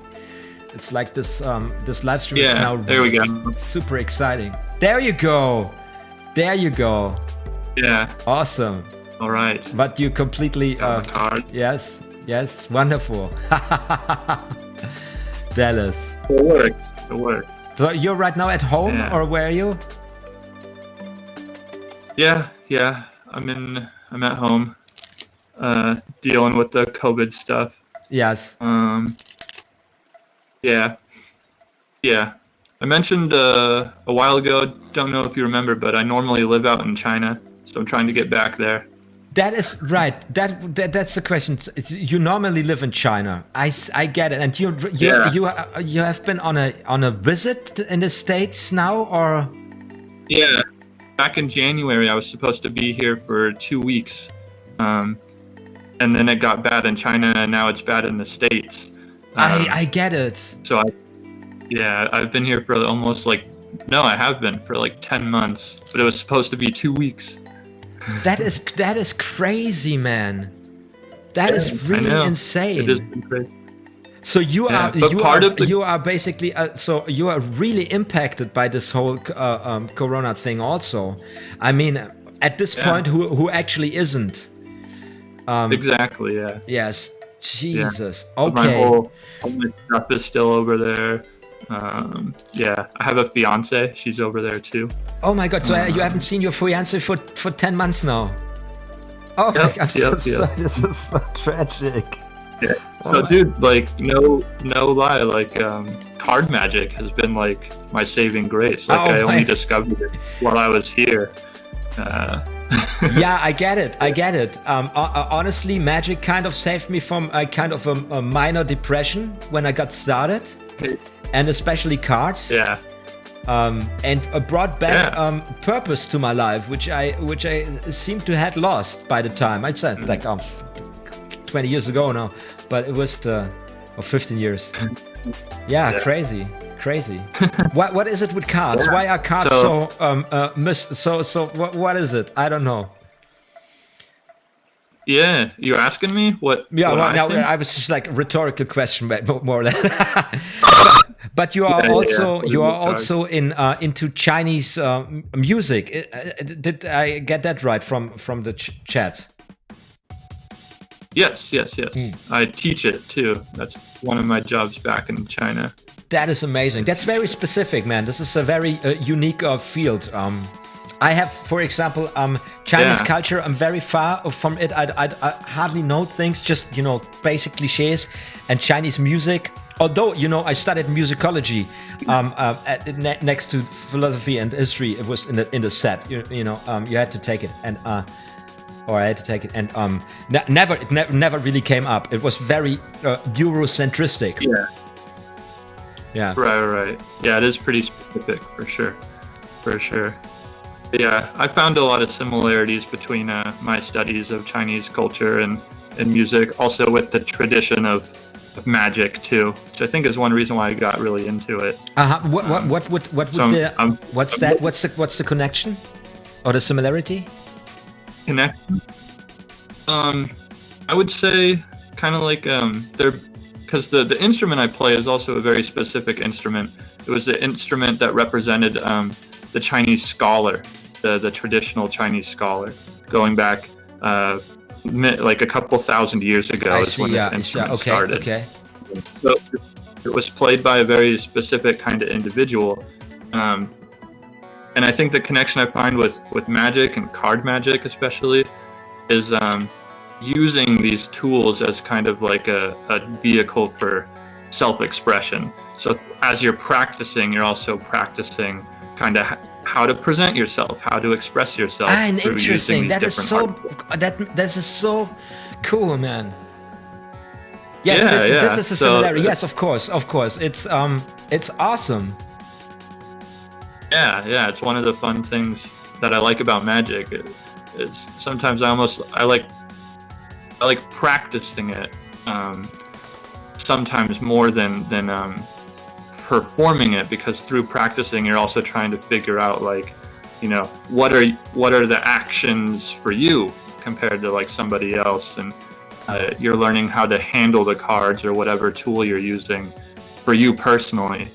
And then once you get to a certain like level of comfort, you just go out and can share it with people, and like it will come out naturally. Like your self-expression will come out naturally. Yes. Yeah, so I have a lot.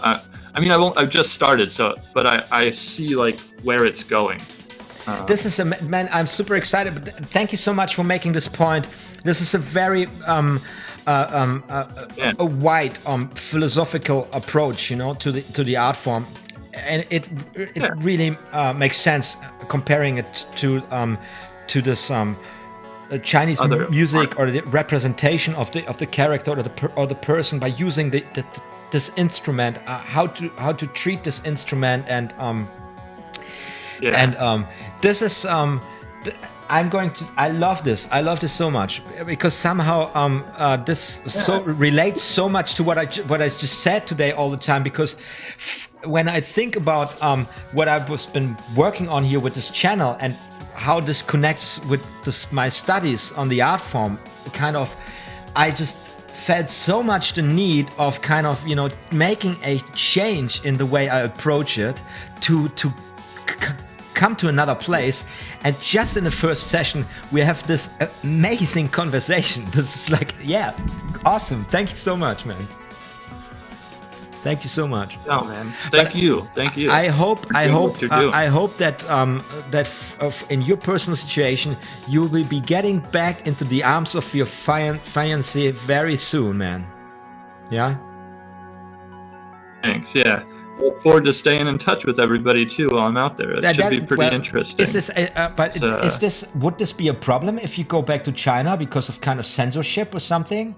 Or could you watch? Can you watch in China? Can you watch? I could either.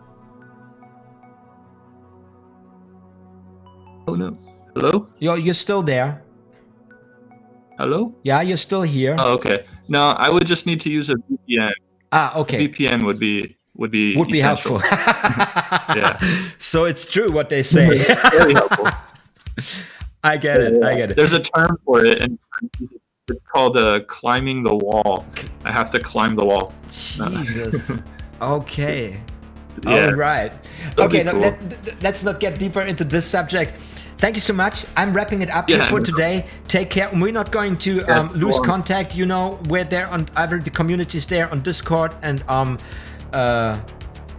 this is just the beginning of something, and this works now with one person. Even like now, I'm streaming right now live on YouTube, and maybe I can fix the issue so that you now could watch on Discord, not just only hear my voice, but that you could actually watch on Discord the stream, what I'm streaming on YouTube. This is what I'm trying. I don't know what the problem is, but I will figure this out. Okay, for now, I'm going back. Thanks so much. And talk to you soon. Yeah. Bye bye. Bye. All right, guys, this was amazing. I hope you're still with us.